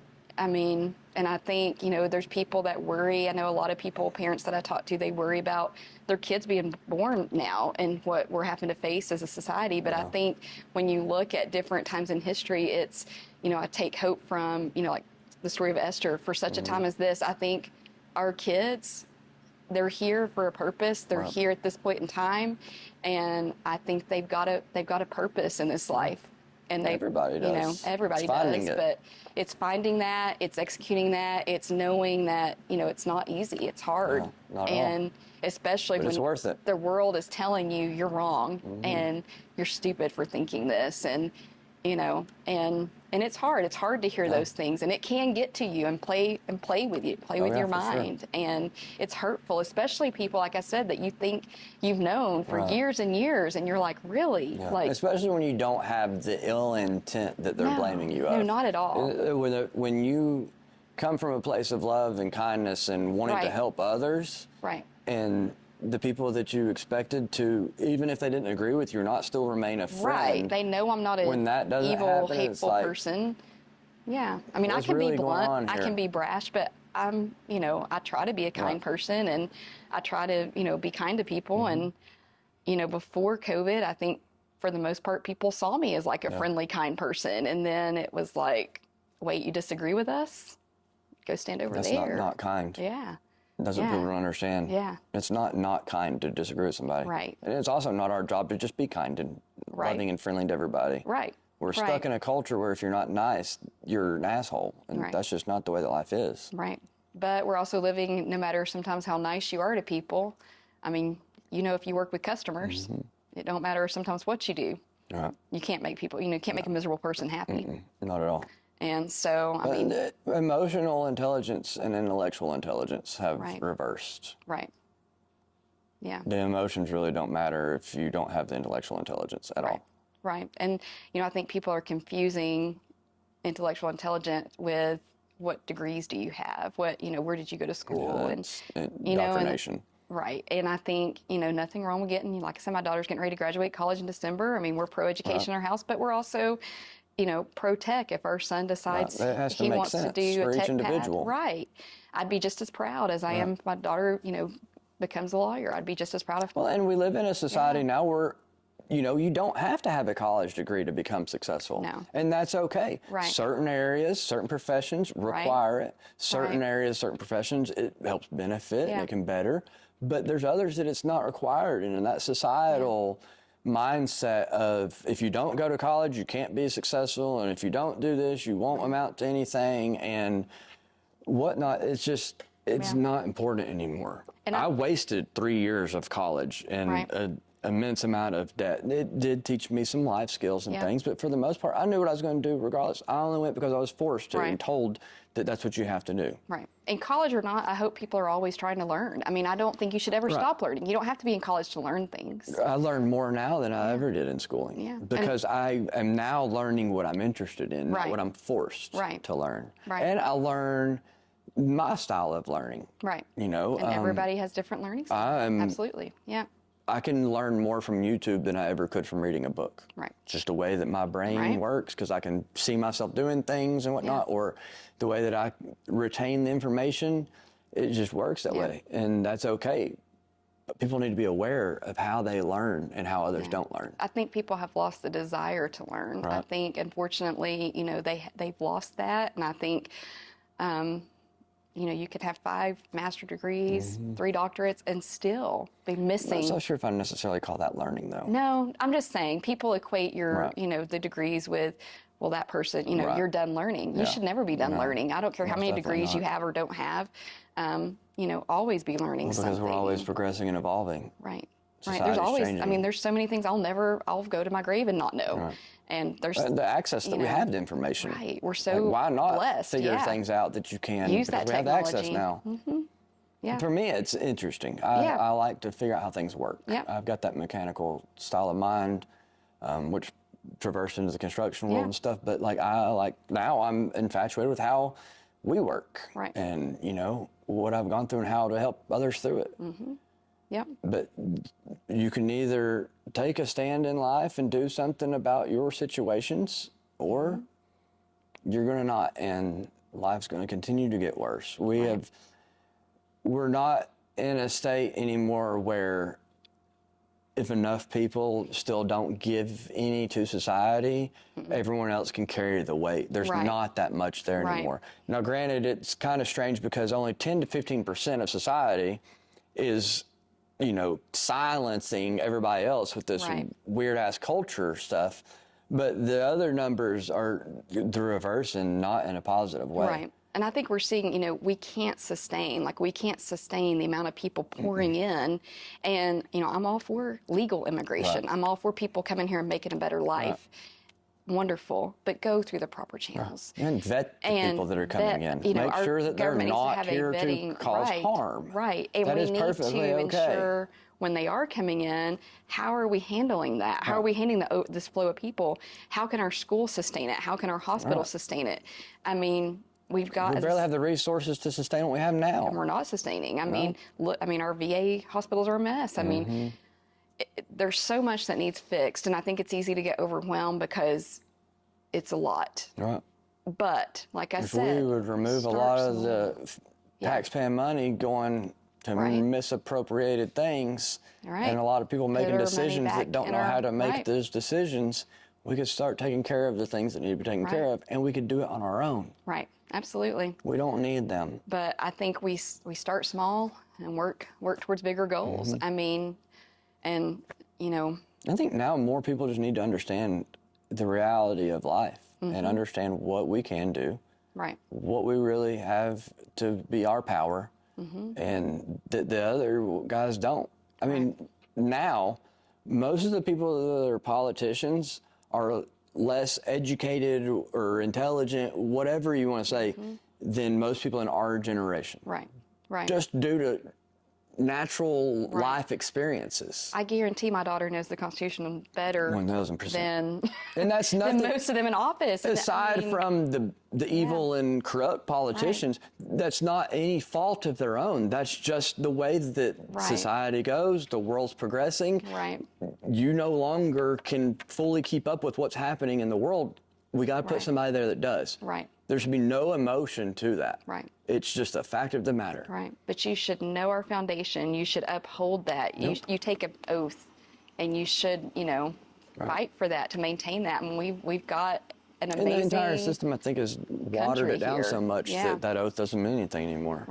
And that's where I always fall back to either it's got to be completely overhauled, whether it's demolished or just set to the side and not paid any attention to until it's needed. Well, I think it's just like any failing corporation. Clean house. You got to clean house. I mean, what we're doing is obviously not working. And, you know, just for example, you know, Social Security, I mean, it's such a mess. And I mean, we're so far gone.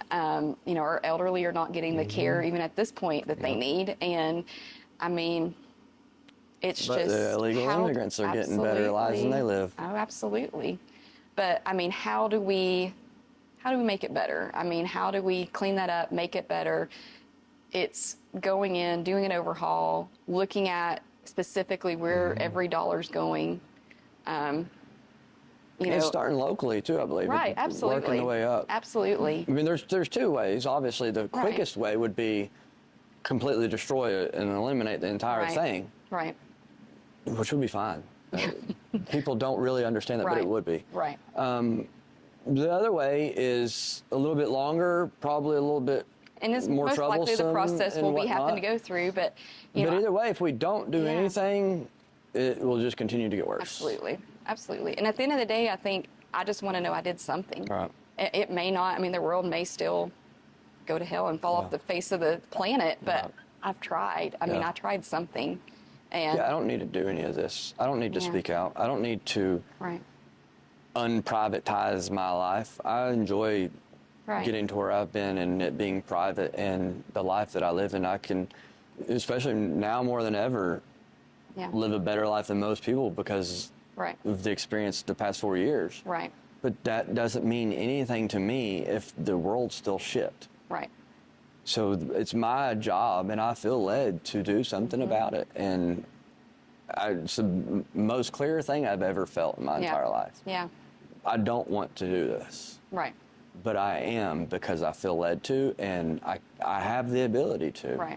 And as an entrepreneur and everything I've always struggled in life, I've always, when I've come to a point, I've always looked myself in the mirror and said, if not you, who? And if not now, when? Exactly. And that's, when I've been waiting and I've been waiting and waiting, I look at myself and ask that, I'm like, all right, well, I guess that's true. Right. Maybe tomorrow, but still, if not now, when? Nobody's doing it. No.